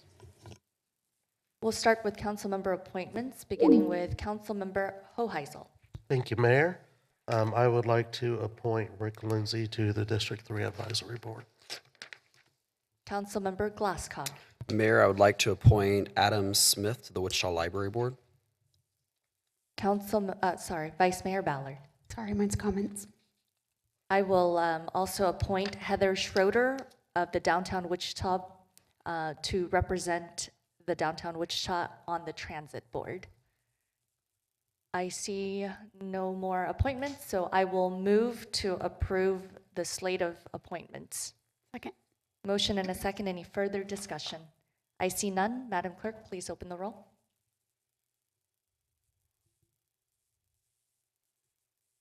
Motion passes 6-0. We will now have council member comments, beginning with Vice Mayor Ballard. Thank you, Mayor. I would just like to thank Public Works, Wichita Police Department, the HOT team, the fire department, and everyone else that has worked so hard during this cold snap to keep our roads clean and help anyone and everyone that has needed it. Councilmember Hoheisel. Thank you, Mayor. I'd like to second the Vice Mayor's comments. I stayed warm for most of the time over the past couple of days, but we had a lot of people who work for the city out there, WPD, reaching out to the homeless, also helping with traffic accidents, keeping our streets safe. Our firefighters, the work never stops with them. EMS, I know that's not necessarily ours, but I want to give a shout out to them too. And especially Public Works, who they do not get the recognition they deserve either. They were out there, the roads are in pretty good shape. We've had a couple people we've had to dig out, but that happens with weather like this. So also the residents out there, I saw plenty of people out there helping push cars out, tow cars out. So just embracing just the Wichita spirit all around in our community. So thank you to the whole city with that. I'd also like to point out, if it's like 60 degrees up here and we are finishing by lunchtime, even though we had 8 or 9 items on the agenda. So staff, going forward, if you guys really want us to move through these meetings, nobody else up here likes to eat Big Macs, I guess. So I'm comfortable with this. And then the last thing, over the holidays, we did lose Paul Davis, a South Side icon. He was a member of DAB. He was a friend. He was a colorful character, and he will be missed. So I just wanted to recognize Paul and his years of service. He was quite the historian. He knew every single building in South Wichita, the history of it, what used to go there. And he definitely made our DAB meetings a lot livelier. So my thoughts go out to his family and friends. Councilmember Johnson. Thanks, Mayor. Funny Paul Davis story. Hope I don't get in trouble for this one. But I called him in 2014 when there was another Paul Davis running for office, and that was his message. And he called back and kept saying he's not the Paul Davis running for governor. And that was his thing like the whole summer. It was hilarious talking to him about that. He was not a fan of the other Paul Davis. Different political persuasions, but still very respectful about it. I just wanted to add from Vice Mayor Ballard and Councilmember Hoheisel's thank yous to the City of Wichita staff, including, I think we often forget, the airport. I know a lot of people were traveling, especially over the weekend, to get back from the holidays, and the staff at the airport did a really great job of making sure that the runways were clear and then making sure that guests could come to Wichita and come back home for those that live here in our city. So thank you all very much for your hard work. Unfortunately, Councilmember Hoheisel, we are not done with this council meeting because we have an executive session. Oh, way to go. Sorry, I know. So I see that there's no further council member comments. So I will, before we can adjourn, we actually have a special session or executive session. So I move that the city council recess into executive session for 20 minutes to begin at 12:10. So we will return at 12:30 to receive information on a lawsuit pursuant to KSA 75-4319B2 for legal consultation with the city attorney, which would be deemed privileged in the attorney-client relationship, due to pending litigation and legal advice. This is again to protect attorney-client privilege and the public interest. Again, the executive session will begin at 12:10 p.m. and end at 12:30 p.m. The meeting will resume at 12:30 right here in the council chambers. Oh, second. Motion and a second. Any further discussion? I see none. Madam Clerk, please open the roll. Motion passes 6-0.